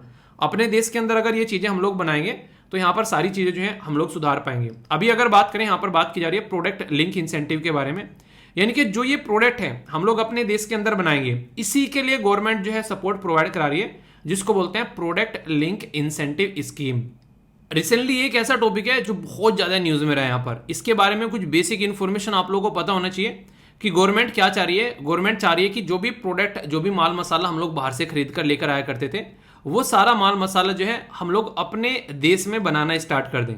तो अगर अपने देश में हम लोग वो चीज़ें बनाना स्टार्ट करेंगे, उससे क्या फ़ायदा देखने को मिलेगा आप लोग खुद सोचिए। मान लीजिए आज की डेट में मोबाइल हम लोग बाहर से लेके आ रहे हैं, अपने ही देश में बना रहे हैं, तो एक तो सबसे बड़ी चीज़ ये है कि जो एक तरीके से कस्टम जो ड्यूटी आप लोगों को देनी पड़ती है सामान आने ले जाने का, बॉर्डर क्रॉस, वो सारा यहाँ पर घट जाएगा। तो कम से कम माल जो है वो थोड़ा सस्ता मिलेगा अगर फ़ोन हमारे ही देश में बनने स्टार्ट हो जाएंगे। पहला पॉइंट तो यही होगा कि माल आप लोगों को सस्ता मिलेगा। पॉइंट नंबर 2, अपने ही देश में बनाएंगे तो कहीं ना कहीं उन लोगों को काम मिलेगा जो प्रोडक्ट बनाएंगे, तो क्या होगा यहाँ पर जॉब क्रिएट होगी। तो यानी कि भाई साहब लोगों के घरों में चूल्हा जलेगा, किसी को जॉब मिलेगी, तो कहीं ना कहीं आगे जो है शादी विवाह के चांसेस भी बढ़ेंगे। जो बेरोजगार लोग हैं, एक बच्चा कह रहा है कि सर 4 साल हो गए जॉब नहीं लगी है, समझ में नहीं आ रहा कब जॉब लगी कब शादी होगी, ठीक है। तो जॉब के लिए जिसको बेसिकली बात चल रही है कि शादी होगी जॉब लगेगी, तो उसमें भी यहाँ पर कई सारे लोगों के जो हैं वो घर बच जाएंगे, ठीक है। और सबसे बड़ी बात ये, दूसरी कंट्री के ऊपर डिपेंडेंसी कम हो जाएगी। मतलब उस देश से खरीद कर लेकर आ रहे हैं, कोविड-19 आ गया, लॉकडाउन लगा के बैठ गया भाई साहब जरा सी देर में, और उसने तो लॉकडाउन लगा लिया, अब हमारे देश में तो चीज़ें चल रही है ना, अब हमारा देश कैसे चलेगा। तो अगर अपने देश में हम लोग ये चीज़ें बना लेते हैं तो इससे क्या रहेगा, अपने हिसाब से हम लोग चीज़ों को लेकर चल सकते हैं। तो काफ़ी इंपॉर्टेंट चीज़ ये है कि हम लोगों को दूसरे देश के ऊपर डिपेंडेंसी जो है वो कम जब हो जाती है, तो ये हमारे देश की सिक्योरिटी के लिए भी काफ़ी इंपॉर्टेंट हो जाता है। जैसे मैं डिफेंस के बारे में बोलूँ, यानी कि अगर बात करें अपनी आर्मी के बारे में, हम लोग बाहर से हथियार खरीद कर लेकर आ रहे हैं, कल को पता चला जो रसिया है वो भी पाकिस्तान को हथियार दे रहा है और रसिया जो है हमको भी हथियार दे रहा है, सेम हथियार पाकिस्तान को दे रहा है, सेम हथियार हमको दे रहा है। कल को कोई दिक्कत आ गई है, पता चला वहां पर रसिया पाकिस्तान को सपोर्ट कर रहा है, हमको सपोर्ट करना मना कर दिया चाइना के परिसर में आकर। तो इस तरीके से आप लोग कंडीशन समझ सकते हैं। तो बहुत सारे ऐसे पॉइंट होते हैं, ऐसा हुआ है पास्ट में, ऐसा इसलिए बता रहा हूं। तो इंडिपेंडेंट रहना काफी ज्यादा जरूरी है, वरना दिक्कतें झेलनी पड़ जाती हैं यहाँ पर। तो इसलिए गवर्नमेंट चाह रही है कि यहाँ पर इंसेंटिव प्रोवाइड करा जाए। इंसेंटिव मतलब शब्द लिखने के लिए इंसेंटिव आप लोग यूज कर लेना, पर लेकिन ये होता है छूट दे देना।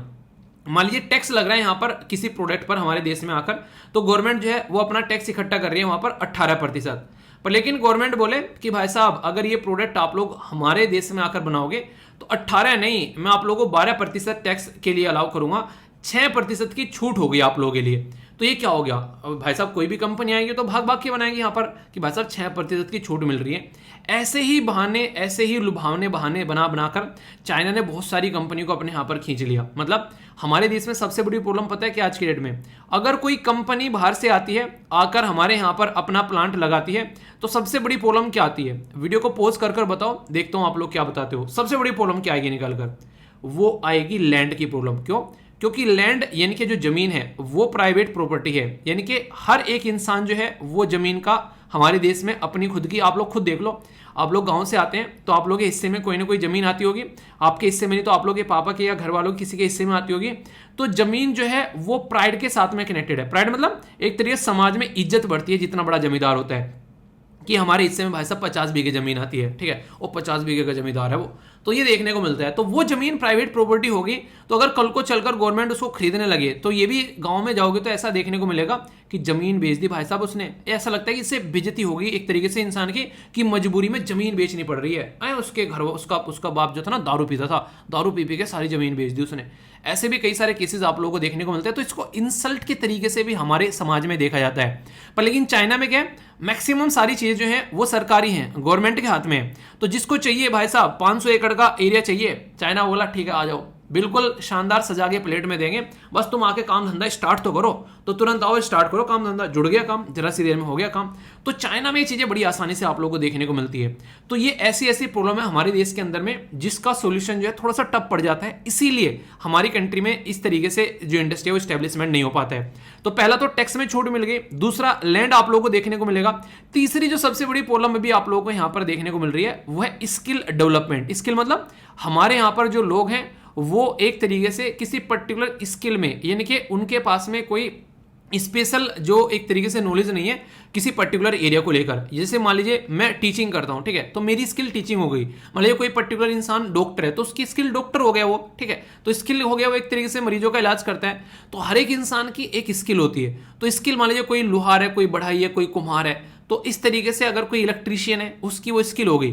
तो वो स्किलफुल लोग हमारे देश में काफी कम देखने को मिलते हैं जितनी उसकी रिक्वायरमेंट है मार्केट के अंदर में। चाइना में उनके द्वारा स्किल डेवलपमेंट के ऊपर बहुत काम किया गया, पर हमारे यहाँ पर अभी हम लोगों ने ये चीजें काम करने स्टार्ट की हैं, जिसकी वजह से दिक्कतें देखने को मिलती हैं, ठीक है। तो उसके ऊपर भी काम करना काफी जरूरी है और हमारा देश काम कर भी रहा है उसके ऊपर में।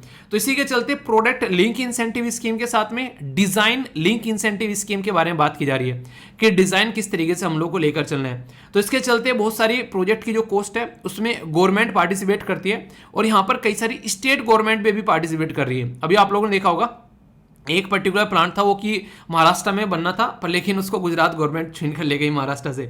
तो उसके ऊपर कई सारी मजाक उड़ाई जा रही थी बेसिकली महाराष्ट्र गवर्नमेंट की, कि गुजरात वाले छीन के ले गए, ठीक है। तो इस तरीके से आप लोग समझ सकते हैं। तो ये जो हम लोग अगर अपने देश में चीजें बनाना स्टार्ट कर देंगे तो फायदा इसको सीधा सीधा तो यही रहेगा कि कहीं ना कहीं आप लोग देखते हैं कि अपने ही देश में हम लोग प्रोडक्ट बना रहे हैं, तो अपना ही माल अपने आप यूज करें, तो वो चीजें आप लोग यहाँ पर समझ सकते हैं, ठीक है। तो काफी इंपॉर्टेंट है यहाँ पर। अगर आप लोगों को यहाँ पर मेंस का क्वेश्चन भी पूछ ले तो मैं आप लोगों को बताता हूँ, उसमें पार्टिसिपेट जरूर करना, ठीक है।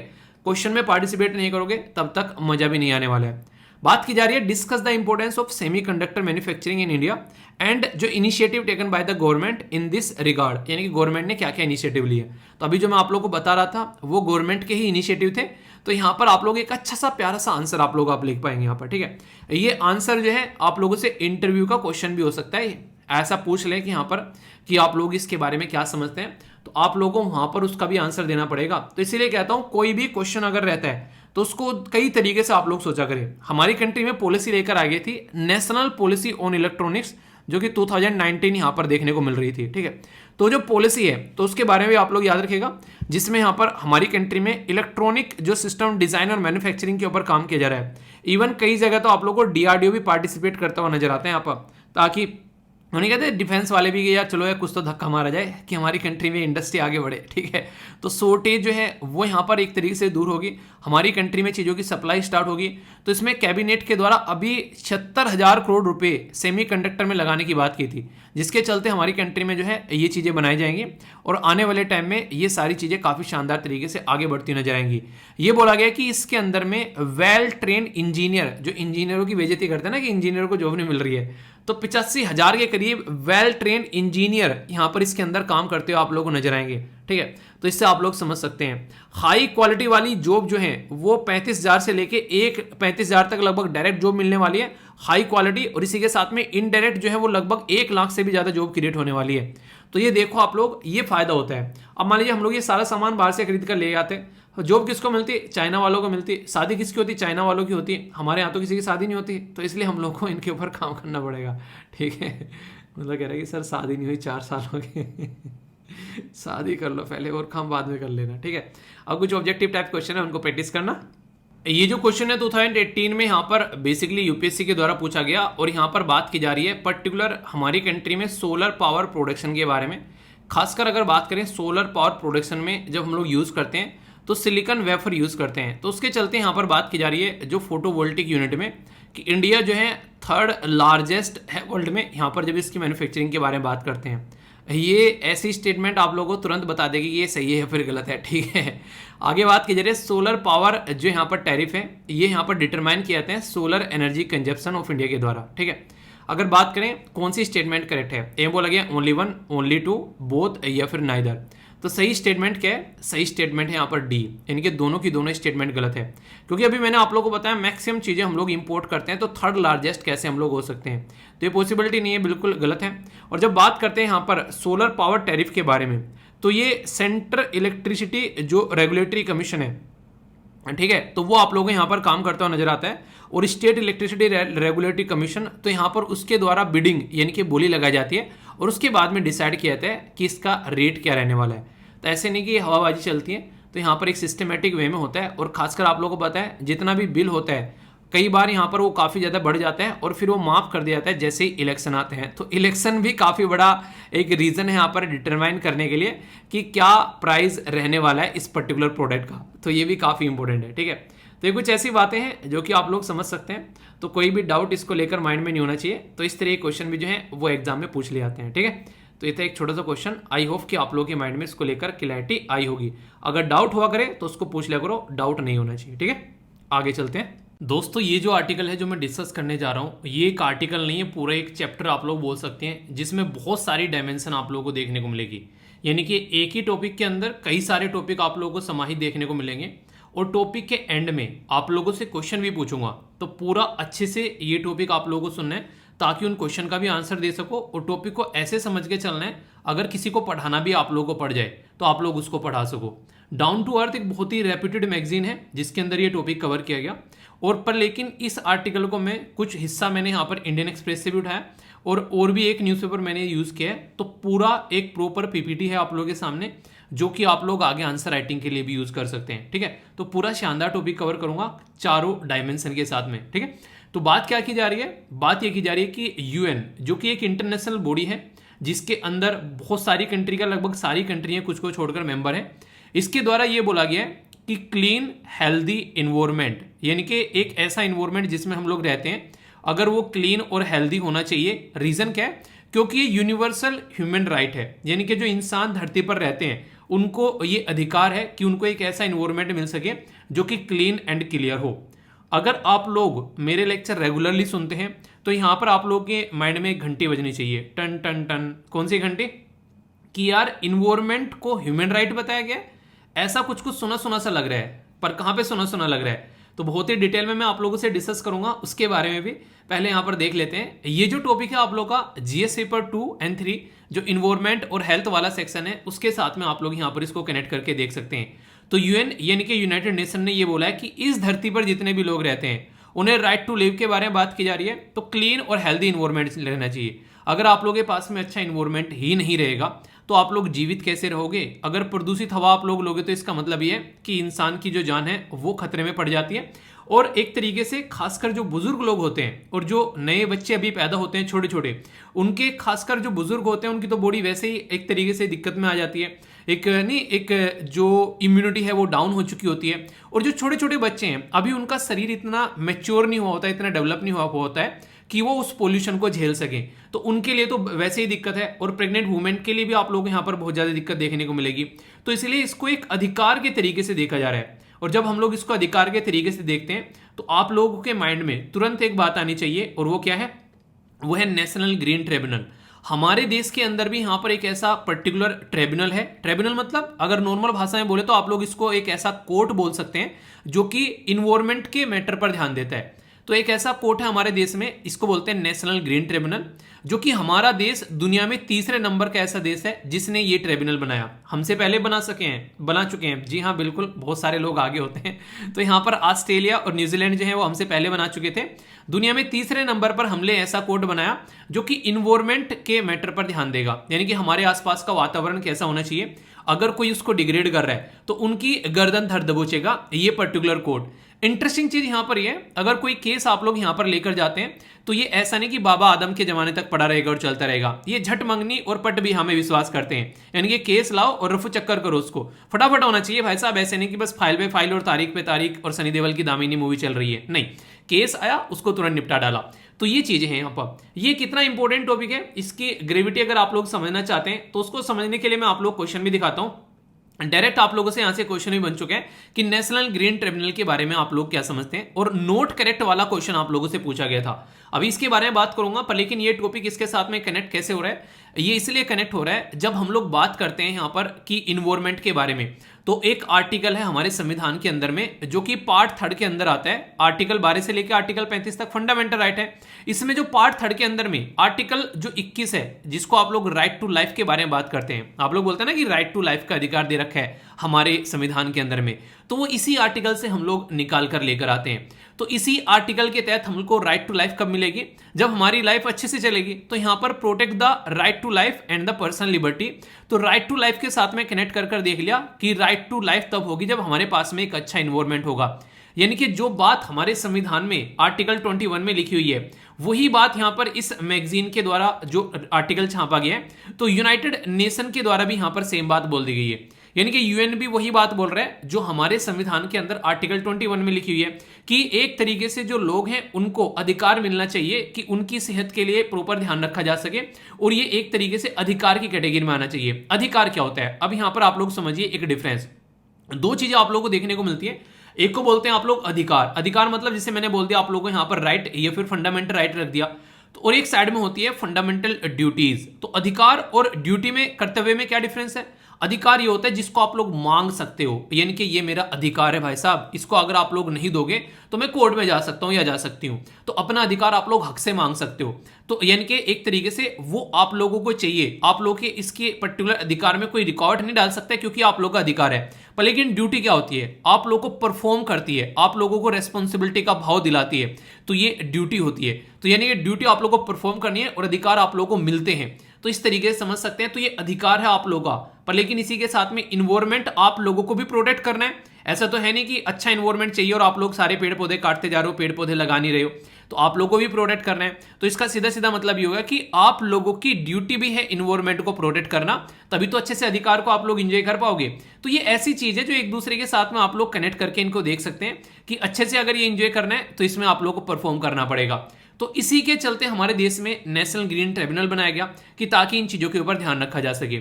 और नेशनल ग्रीन ट्रिब्यूनल के बारे में क्वेश्चन भी जो पूछा गया है, ये तो मैंने अभी एक क्वेश्चन आप लोगों से दिखाया। आप लोग जितने भी पेपर उठाकर देखोगे ना, किसी भी स्टेट पीसीएस का या फिर कोई भी अलग अलग एग्जाम जो कंडक्ट कराए जाते हैं, दूसरे या तीसरे साल में कभी ना कभी यहां से क्वेश्चन पूछ लेते हैं, यानी कि फेवरेट टॉपिक है। और उनकी भी गलती नहीं है, फेवरेट टॉपिक बन भी जाता है। क्यों? क्योंकि इन्वायरमेंट के इतने सारे इशू हमारे आसपास में देखने को मिलते हैं जिसकी वजह से मुद्दा निकल कर आता है। एक बार क्वेश्चन पूछा गया कि यहां पर 7 स्पेसिफिक कानून है जिससे यहां पर ये नेशनल ग्रीन ट्रिब्यूनल जो है वो एक तरीके से काम करता है। एक तरीके से आप लोग ऐसा बोल सकते हैं कि यहां से पावर आती है निकलकर। तो ये सारे के सारे एक्ट पूछे गए आप लोगों से, और इनके सामने जो ईयर लिख रखा है ना, ये ईयर मैच कराने के लिए पूछ लिया था आप लोगों से। तो यानी कि एग्जामिनर जो है थोड़ा सा अंदर घुसने लगा आजकल, तो यानी कि ईयर मैच करने के लिए पूछ लिया, भाई साहब ईयर बताओ किस ईयर में कौन सा कानून आया। और ये तो पता नहीं कितनी बार यूपीएससी के द्वारा भी कई बार ये रिपीट किया गया, कभी एनडीए में पूछ लिया, कभी सीडीएस में पूछ लिया, कभी यूपीएससी में, कभी एक तरीके से दूसरे एग्जाम में। तो ये अलग अलग यूपीएससी के द्वारा जो एग्जाम कंडक्ट कराए जाते हैं वहां पर भी ये क्वेश्चन पूछे जा चुके हैं। तो यहां से आप लोग देखते हैं तो ट्रिब्यूनल जो है बोला गया है कि decision of the tribunal are bounding, यानी कि एक तरीके से वो डिसीजन फाइनल होगा। पर फिर भी अगर आप लोगों को लगता है कि नहीं यार मजा नहीं आ रहा है, तो 90 दिन के अंदर अंदर आप लोग सुप्रीम कोर्ट में जा सकते हैं। एक और इंपॉर्टेंट पॉइंट याद रखिएगा, हाई कोर्ट को बाईपास कर दिया है नेशनल ग्रीन ट्रिब्यूनल ने। आप लोग ये बात ध्यान रखिएगा, यानी कि अगर इसमें कोई मैटर चला गया तो डायरेक्ट आप लोग सुप्रीम कोर्ट में जा सकते हैं, बीच में हाई कोर्ट में जाने की जरूरत नहीं है।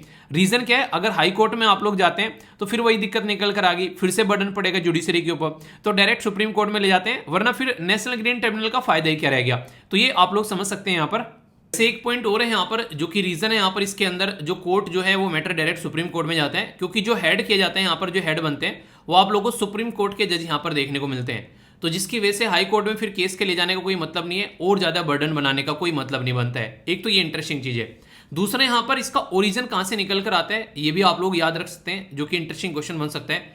United nation conference on environment and development, United nation की जो कॉन्फ्रेंस हुई थी जिसको आप लोग UNCED, ठीक है, तो यूनाइटेड नेशन कॉन्फ्रेंस जो थी यहाँ पर इन्वायरमेंट एंड डेवलपमेंट के ऊपर, ये जो कॉन्फ्रेंस हुई थी 1992 में हुई थी। तो वहां पर लगा कि यार इन्वायरमेंट से रिलेटेड जो मैटर है ना उनको सुनने के लिए अलग अलग कोट आप लोगों को बनाने चाहिए। तो ये जो UNCED है इसके बेस पर यहाँ पर जो समिट हुई थी यहाँ पर, जो कि यहाँ पर रियो समिट और एक तरीके से रियो कॉन्फ्रेंस या फिर अर्थ समिट जो आप लोग बोलते हैं, तो उस टाइम पर बोला गया 1992 में कि यार कोई ना कोई कोट आप लोग बनाओ, और फिर लोगों ने जो है वो अपने कानून बनाने स्टार्ट कर दिए ताकि लोगों को हेल्दी इन्वायरमेंट दिया जा सके। तो इसी के ऊपर यहाँ पर आप लोगों से एक क्वेश्चन ही पूछा गया एनजीटी के बारे में। बोला गया कि ये कब बनाया गया, 2010 में बनाया गया। जी हाँ, बोला गया कि पर्पज जो है वो इफेक्टिव एक तरीके से जो डिस्पोजल करना है केसेस का रिलेटेड टू इन्वायरमेंट, ठीक है, या फिर फॉरेस्ट के बारे में, नेचुरल रिसोर्सेज के बारे में, बिल्कुल सही है। ये काफी इंटरेस्टिंग पॉइंट है। यहाँ पर बोला गया कि ये प्रोसीजर जो यहाँ पर एक तरीके से फॉलो करता है वो कोड ऑफ सिविल प्रोसीजर को फॉलो करता है, कोड ऑफ सिविल प्रोसीजर को फॉलो करता है, ये बोला गया। क्या ये सही है? देखिए जो भी ट्रिब्यूनल होता है ना उसका काम क्या होता है, फास्ट तरीके से केस को सोल्व करना, और वो कब सोल्व करेगा फास्ट तरीके से केस, जब यहां पर वो इस पर्टिकुलर कोड को फॉलो नहीं करेगा, ठीक है। यानी कि आप लोगों को बोल दिया जाए कि आप लोगों को अपना काम करना है और दुनिया भर के प्रतिबंध आप लोगों के ऊपर लगा दिए कि काम बिल्कुल ये ड्रेस पहन के आना है, ठीक है, इस टाइम पर बिल्कुल पहुंचना है, जूते के फीते बिल्कुल ऐसे होने चाहिए, टाई बिल्कुल लगी हुई होनी चाहिए, हाथ में बिल्कुल घड़ी होनी चाहिए, जीन्स या फिर कोई पैंट ये वाली होनी चाहिए, इतने ही स्पेस में आप लोगों को बैठ के काम करना है, ये डॉक्यूमेंट्स जो है इन्हीं को आप लोगों को यूज करना है। तो आप लोग बोलोगे भाई साहब इन्हीं पर ध्यान रह जाएगा मेरा तो हुआ लिया काम फिर। तो इसलिए यहां पर ये काम कब रहता है, ये सिविल कोड ऑफ जो कोड ऑफ सिविल प्रोसीजर्स के अंदर देखने को मिलता है, जिसकी वजह से कोर्ट का मैटर जो है काफी डिले चलता है, उसमें ये सारा पैटर्न फॉलो करना होता है। पर लेकिन जो नेचुरल जस्टिस का कॉन्सेप्ट फॉलो करते हैं ट्रिब्यूनल, कौन सा फॉलो करते हैं, नेचुरल जस्टिस। इसमें कुछ कॉन्सेप्ट है, जैसे कि एक तो सामने वाले को सुनकर ही आप लोगों को अपना डिसीजन देना है, यानी कि ऐसा नहीं कि कोई इस केस को आया बिना सुने कह दिया चल इसको डाल दे जेल में 6 साल के लिए, ऐसा नहीं है। उसकी भी सुनो ना भाई, जिसने गुनाह किया है कि वो क्या कहना चाह रहा है, फ्री में आरोप लगा दिया उसके ऊपर। Point number 1। पॉइंट नंबर 2, यहां पर आप लोग बोल सकते हैं किसी भी मैटर में अगर आप लोगों को सॉल्यूशन सुनाना है तो तब आप लोग सॉल्यूशन सुनाओगे जब आप लोग यहां पर खुद अपने केस में जज नहीं हो सकते। यानी कि पता चला मेरे ऊपर ही आरोप लगा रखे, मैं ही जज बना बैठा हूं और मैं बोलता हूं मैं बाइज्जत बरी करता हूं अपने आप को, ठीक है, तो ऐसा नहीं होना चाहिए। तो अपने ही मैटर में आप लोग जज रहोगे तो ये नेचुरल जस्टिस के खिलाफ होगा। तो यानी कि एक प्रॉपर कोड फॉलो नहीं किया जाता है, नेचुरल जस्टिस का कॉन्सेप्ट यहां पर फॉलो किया जाता है।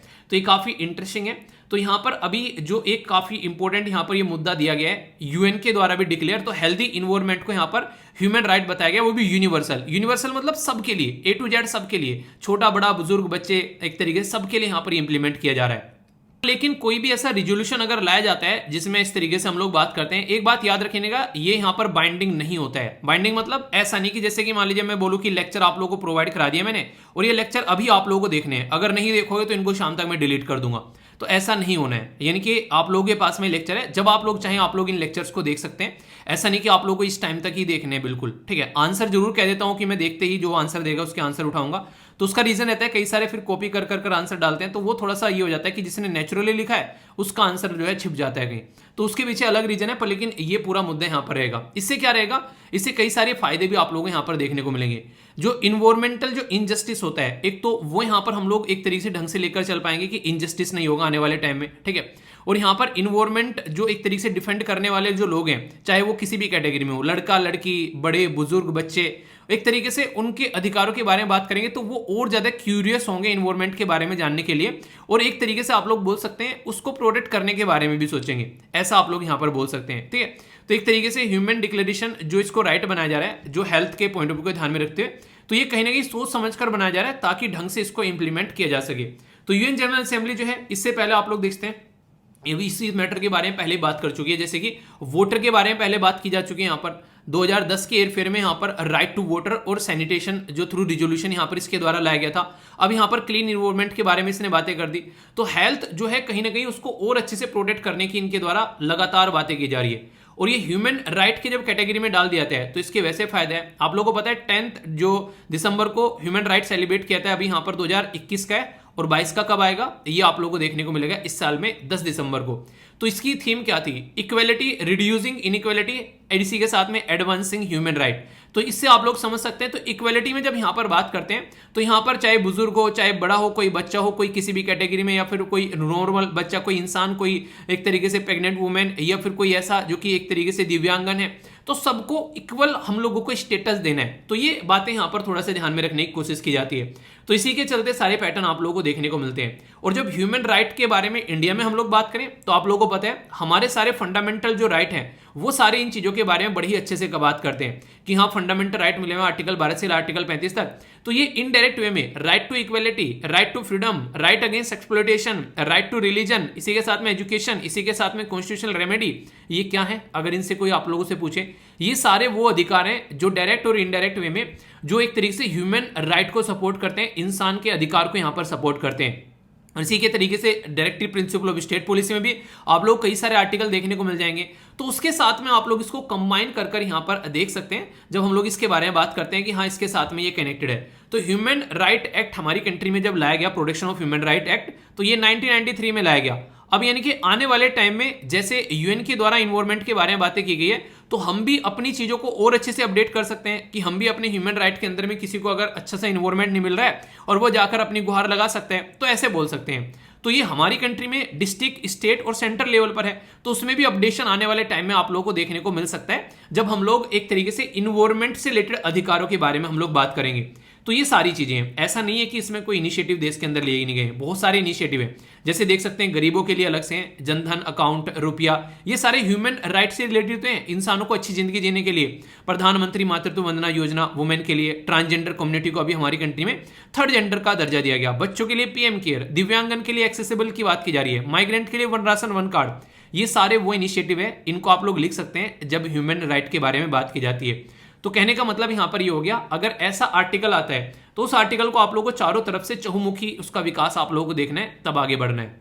जितनी कहानी मैंने सुनाई है उस कहानी को सुनते हुए मुझे आशा है कि आप लोग यूपीएससी का ये बड़ा ही प्यारा सा क्वेश्चन अटेम्प्ट कर लोगे, ठीक है। और वैसे ये भी यूपीएससी का है, ये आई थिंक जो ईपीएफओ में पूछा गया था आई थिंक, ठीक है, और ये यूपीएससी के प्रीलिम्स से पूछा गया है 2020 के अंदर में, ठीक है। तो क्वेश्चन आप लोग अटेम्प्ट कीजिए। बोला जा रहा है कि फंडामेंटल राइट जो है, ठीक है, हमारे जो कंट्री के अंदर है फंडामेंटल राइट है, अगर बात कीजिए उनके बारे में, तो ये एक तरीके से कॉन्स्टिट्यूशन के अंदर में रिफ्लेक्ट करते हैं principle and the provision of universal जो डिक्लेरेशन ऑफ ह्यूमन राइट है।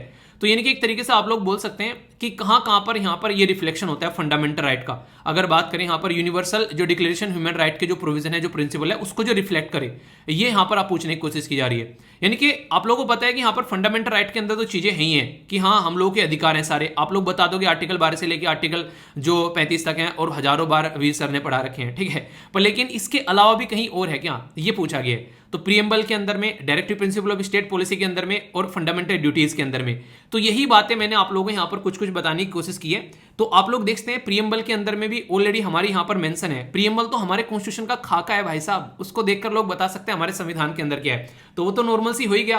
फंडामेंटल ड्यूटी में मैंने आप लोगों को बता दिया कि इन्वायरमेंट के बारे में बात की जा रही है, यूनिवर्सल ह्यूमन डिक्लेरेशन के बारे में बात करें तो यहां पर भी आप लोगों ने देख लिया, तो वहां पर भी कई सारी ऐसी ड्यूटी रखी गई है, ठीक है। इसी के साथ में डीपीएस पे मैंने आप लोगों को यहां पर बता दिया, तो आंसर यहां पर डी हो गया। यानी कि सारी चीजें ओवरलैप हैं यार, यानी कि अगर आप लोग बोले किसी चीज को अंडरस्टैंड करना है तो एक दूसरे को पॉइंट से साथ में कनेक्ट करके आप लोगों को देखना पड़ेगा, तभी आप लोग इनको अच्छे से याद रख पाएंगे। जब मैं पॉलिटी में आप लोगों को पढ़ा रहा था ये सारी चीजें आप लोगों को याद होगा, मैंने इसको कैसे कनेक्ट कर आप लोगों को दिखाया, ठीक है। तो वो लेक्चर आप लोग जरूर देखिए, अच्छे से उनको एंजॉय कर सकते हैं। एक पूरी पॉलिटी आप लोग ही कवर करा रखिए, तो जो भी डाउट हो तो उसको पूछ लिया करिए आप लोग, और उसको जाकर देखो जब भी उसके नीचे डन लिख दिया करो, ताकि मुझे पता चलता रहे कि आप लोग इनको एंजॉय कर रहे हो।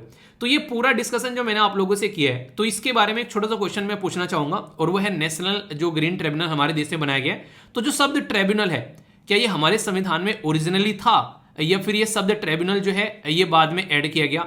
अगर ओरिजिनली था तो यस लिखिए, और अगर ओरिजिनली नहीं था यानी कि अगर बाद में ऐड किया गया है तो कौन सा कॉन्स्टिट्यूशन अमेंडमेंट एक्ट जो है वो लाया गया इसको ऐड करने के लिए, और किस आर्टिकल के अंदर इसको ऐड किया है? ये सारे वो क्वेश्चन है जो ऑलरेडी पूछ चुका हूं, ठीक है। इस टेंशन मत लेना, इनके आंसर जो है आप लोगों को नेक्स्ट डे मिल जाया करते हैं, तो आप लोग इनको आंसर अच्छे से अटेम्प्ट करिए, ठीक है। वैसे अगर नेक्स्ट डे के चक्कर में भी आप लोग न पढ़े तो वीडियो के नीचे आप लोग जाकर देख लेना, बहुत सारे बच्चे जो हैं वो सही आंसर देते हैं जो रेगुलर कनेक्टेड है।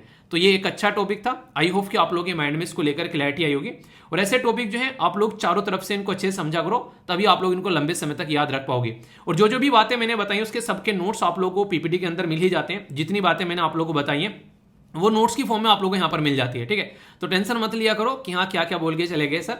जब पीपीटी आप लोग डाउनलोड करोगे तो सारी पीपीटी आप लोग उनको जाकर देख सकते हो, ठीक है। प्रॉपर आप लोगों के पास में रहेगी और टेलीग्राम पर ये मिल जाती है, ओके। तो पूरा टॉपिक था, फीडबैक जरूर दिया करो आप लोग, जैसा भी आप लोगों को टॉपिक लगता है आप लोग उसके बारे में बता सकते हैं। ये है पेंगोलिन। पेंगोलिन एक ऐसा जानवर है, इसको कई बार कछुआ टाइप में इसको बोलते हैं, क्योंकि ये भी अपनी जो खाल होती है उसके अंदर घुस जाता है। पर लेकिन इंसान जो है उसकी खाल उखाड़ उखाड़ कर इससे दवाइयाँ बनाता है, जिसके चलते यहाँ पर ये काफ़ी ज़्यादा न्यूज़ में रहता है। तो यहाँ पर इसी के चलते फिलहाल अभी ये फिर से न्यूज़ में अभी देखने को मिल रहा है। बोला ये जा रहा है कि जो भी आप लोग यहाँ पर दवाइयाँ वगैरह बनाते हो तो उसके चलते यहाँ पर बेचारे की इसकी जान मत लिया करो। मतलब क्या है, convention on international trade endangered species of wild flora and fauna, यानी कि जब हम लोग बात करते हैं कि जो जीव जंतु हैं उनको आप लोग कैसे यूटिलाइज करना है या फिर पेड़ पौधे हैं, तो उसके लिए कन्वेंशन है उसमें। और उस कन्वेंशन में यहाँ पर ये बोला गया है CITES कन्वेंशन के अंदर में कि आज की डेट में पेंगोलिन को आप लोग को रिमूव कर देना चाहिए। फार्माकोपिया जो कि यहाँ पर एक तरीके से मेडिसिन बनाने के लिए इसको इस्तेमाल किया जाता है, तो उससे यहाँ पर इसको हटा देना चाहिए। इसकी संख्या जो है वो घटती जा रही है। यानी कहने का मतलब यह है कि इसको काफ़ी लार्ज स्केल पर मेडिसिन के लिए, मीट के लिए, कंजप्शन के लिए यूज़ किया जा रहा है, जिसकी वजह से इसकी संख्या घटती जा रही है। और आज की डेट में अगर बात करें टोटल मिलाकर दुनिया में इसकी 8 स्पीसीज पाई जाती हैं, 8 जातियाँ पाई जाती हैं, जिसमें से 2 तो इंडिया के अंदर में है। इंडिया के अंदर में जो पेंगोलिन है, जिसको इंडियन पेंगोलिन बोलते हैं, वो इंडेंजर्ड कैटेगरी में है। और इसी के साथ में जो चाइनीज़ पेंगोलिन भी इंडिया के अंदर पाया जाता है वो क्रिटिकली इंडेंजर्ड है। क्यों? क्योंकि चाइना में तो बहुत ही लार्ज स्केल पर इसको खाया जाता है और इंडिया में भी चाइनीज़ पेंगोलिन पाया जाता है। तो 2 पेंगोलिन की चीज़ें आप लोगों को देखने को मिलेगी। तो इसलिए CITES की जो कॉन्फ्रेंस ऑफ पार्टी ये 19वीं हुई थी, जिसको हम लोग कन्वेंशन ऑन इंटरनेशनल ट्रेड, तो कोई भी इंडेंजर्ड स्पीसीज होती है तो उसको रोकने की कोशिश की जाती है, तो उसके बारे में यहाँ पर बात की जा रही है, उसको रेगुलेट करने की जरूरत है। तो पेंगोलिन यहाँ पर वो अपना एक कवर रहता है जिसको कंप्लीटली कवर कर लेता है, ये आप लोग यहाँ पर देख सकते हैं। तो ये एक ऐसा जीव है जिसको चाइना में काफ़ी लार्ज स्केल पर एक तरीके से इस्तेमाल किया जाता है। ये क्या खाता है ये, तो ये आप लोग देखिए, इसकी पतली सी जीभ होती है, यहाँ पर इस तरीके की चीज़ें आप लोग देखते हैं। ये चींटियाँ खाता है, मतलब आंट, चींटियाँ, समझ रहे हैं आप लोग इसका खाना क्या है। मतलब कैसे जिंदा रहता होगा, मतलब कितनी हज़ारों चींटियाँ खानी पड़ती होंगी तब जाके जिंदा रहता होगा। चींटियाँ भी बेचारी भागी फिरती होंगी कि आ गया, ठीक है। ये इस तरीके की सुई सी रहती है, घुसा देता है उसमें चींटी के, उसमें जहाँ पर उनका घर रहता है, और चिपक कर आ जाती होंगी बेचारे, सबको चटक जाता होगा ये। तो ये कंडीशन है इसके बारे में, ठीक है। तो इसको बचाना है, यहाँ पर ये बातें की जा रही है। तो ये इंटरेस्टिंग है, पता होना चाहिए। ऐसी चीज़ें क्वेश्चन पर पूछ ली जाती है कई बार आप लोगों से एग्जामिनेशन हॉल के अंदर में। तो छोटी छोटी मगर मोटी बातें आप लोग इनको बोल सकते हो, अगर ढंग से पता होगा तो अच्छे से आंसर भी आप लोग दे पाओगे, ठीक है। आगे चलते हैं। नेक्स्ट यहाँ पर बात करेंगे एक पर्टिकुलर फेस्टिवल के बारे में, आप लोग बोल सकते हो। ट्राइब से रिलेटेड यहाँ पर बात करूंगा, फेस्टिवल नहीं, बेसिकली एक ट्राइब के बारे में बात की जा रही है। नाम है यहाँ पर गुटी कोया ट्राइब। गुटी कोया ट्राइब जो है ये कहाँ पाई जाती है, क्वेश्चन बन सकता है, याद रखिएगा। ये पाई जाती हैं आंध्र प्रदेश, तेलंगाना, छत्तीसगढ़ और उड़ीसा। अभी क्यों इनके बारे में बात कर रहा हूँ, एक फॉरेस्ट जो रेंज ऑफिसर थे वो यहाँ पर गुटी कोया ट्राइब जो है उनके द्वारा उसको मार दिया गया। ये कल को चलकर आप लोग ना कहीं पर जाकर आप लोग की पोस्टिंग हो तो अपने आप को सिंघम बनाने की जरूरत नहीं है। आप लोग जितना प्यार से काम करोगे ना उतना ही ज़्यादा अच्छा रहेगा। पावर है आप लोगों के हाथ में, पर लेकिन एक तरीके से बोल सकते हैं वहाँ पर कभी पावर नहीं दिखानी है जहाँ पर भीड़ सामने हो। वहाँ पर हमेशा अपने प्रोटेक्शन के ऊपर ध्यान देना है, वरना भीड़ की कोई फेस नहीं होता, मार के चली जाएगी, किसी के ऊपर कोई केस भी नहीं होगा। तो इसलिए हमेशा कोशिश करो कि अपने आप को, उन्हें कहते हैं कि सामने शेर खड़ा हुआ है तो ये इसमें बुद्धिमता नहीं है कि शेर के साथ में जाकर लड़ो, तो ये ध्यान रखिएगा।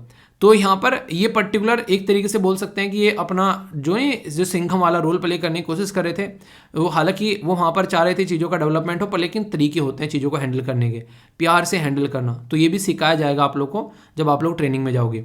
तो कोया लैंग्वेज यूज़ करती है यहाँ पर ये ट्राइब, और एक तरीके से द्रविडियन लैंग्वेज जो कि रिलेटेड है गोंडी, ठीक है। तो उसके साथ में भी आप लोगों को यहाँ पर ये देखने को मिलेगी, ठीक है।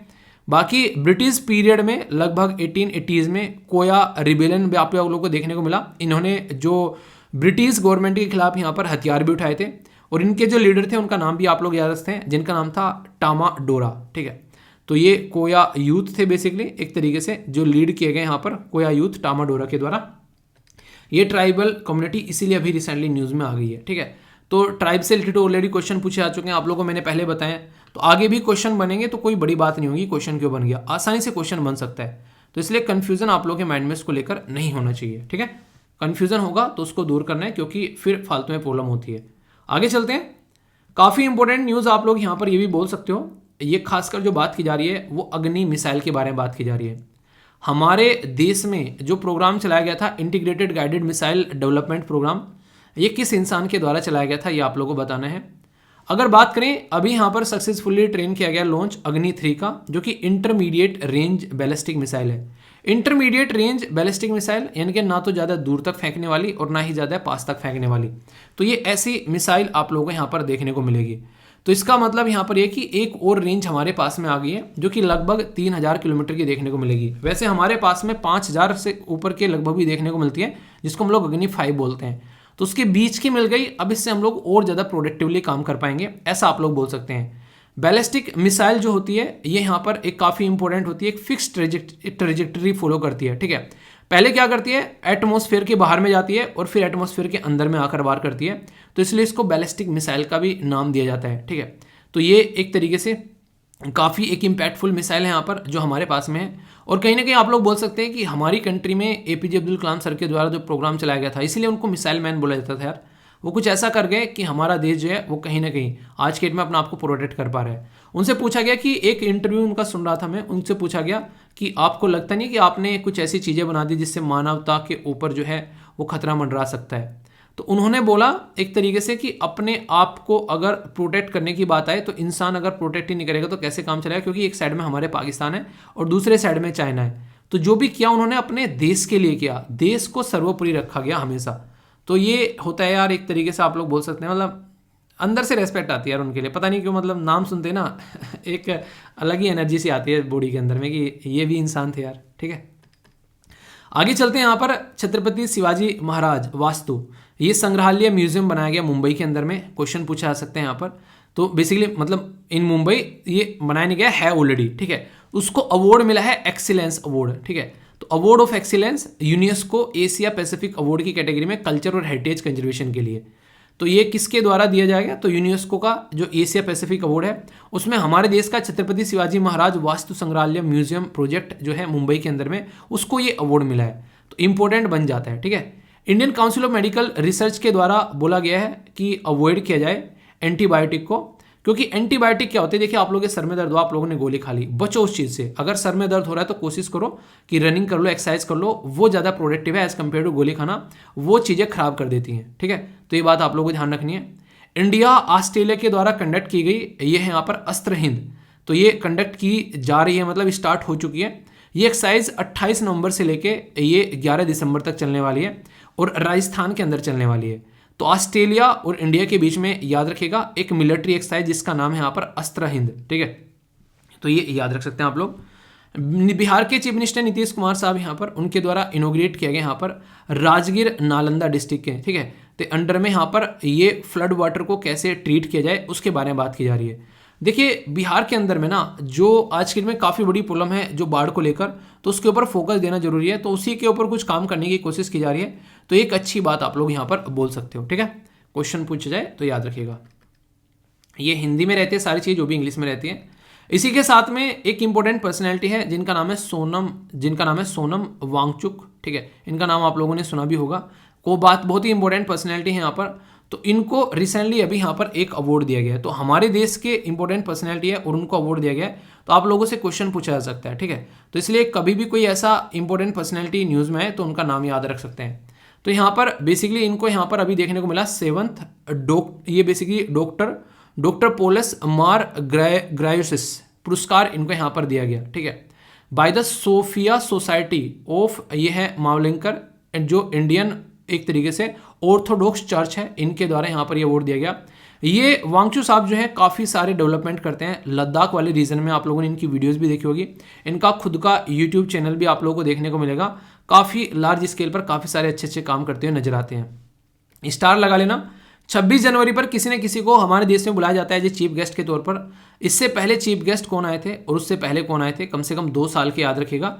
और यहाँ पर प्रेसिडेंट जो हैं वो अभी रिसेंटली जो कि इजिप्ट के हैं, जिनका नाम है यहाँ पर अब्देल फतेह अल सिसी, ठीक है। तो अल सिसी इनको यहाँ पर बुलाया जा रहा है, ये हमारे देश में एज ए चीफ गेस्ट के तौर पर, काफ़ी इंपॉर्टेंट है, याद रखिएगा। आज यानी कि 1 दिसंबर को हमारे हाथ में आ गई है G20 की प्रेसिडेंसी, ये आप लोगों को बताया था मैंने। तो इसके चलते यहाँ पर इनवाइट किया जा रहा है यहाँ पर स्वराज द्वीप अंडमान निकोबार के ऊपर स्पेशल ब्रीफिंग के लिए। देखिए हमारे देश में अलग अलग जगह पर G20 को एंजॉय किया जाएगा, सेलिब्रेट किया जाएगा। बेसिक पर्पज इसका क्या है, ताकि अच्छे से हम लोग अपने देश के सब पार्ट्स को कनेक्ट करके चल सकें, ऐसा आप लोग यहाँ पर बोल सकते हैं। तो इंपॉर्टेंट है। IDBI बैंक जो है वो कंटिन्यू ऑपरेट कर रहा है इंडियन प्राइवेट सेक्टर बैंक, क्योंकि गवर्नमेंट के द्वारा ओनली 15% स्टेक इसके जो है वो अभी आप लोगों को देखने को मिल रहे हैं। तो यहाँ पर देखिए क्या होता है कि जब तक यहाँ पर 51% शेयर गवर्नमेंट के पास में, तब तक ये गवर्नमेंट का बैंक है, पर लेकिन जैसे 51 से नीचे गया फिर ये प्राइवेट बैंक हो जाता है। ठीक है।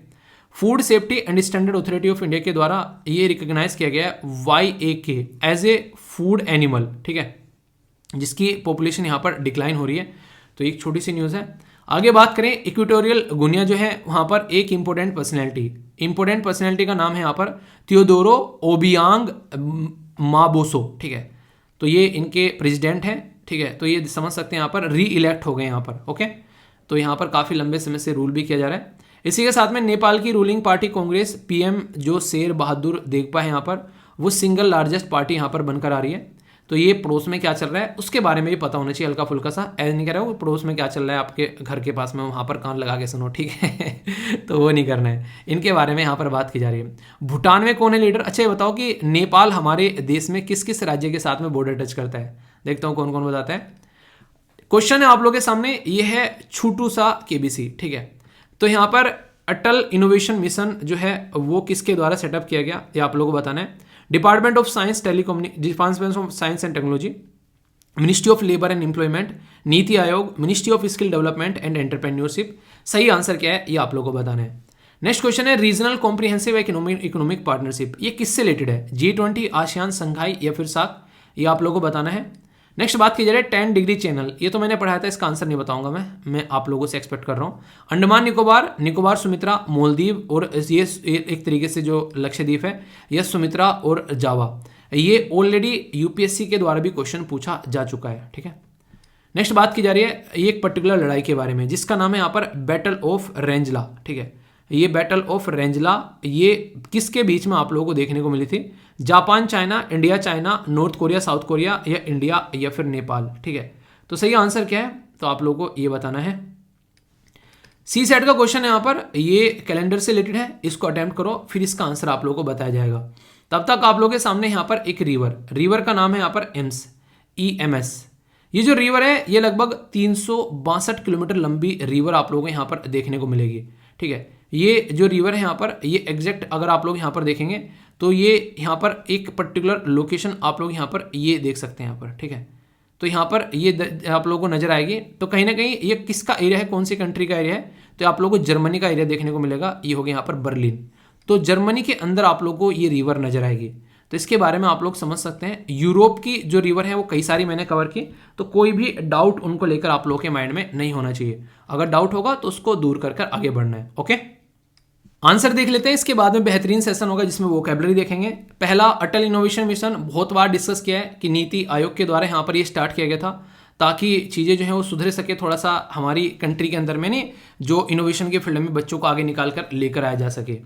नेक्स्ट यहाँ पर ये रीजनल कॉम्प्रिहेंसिव इकोनॉमिक पार्टनरशिप में आसियान के साथ में मिलकर बेसिकली यहाँ पर ये थी ASEAN +6। याद है आप लोगों को?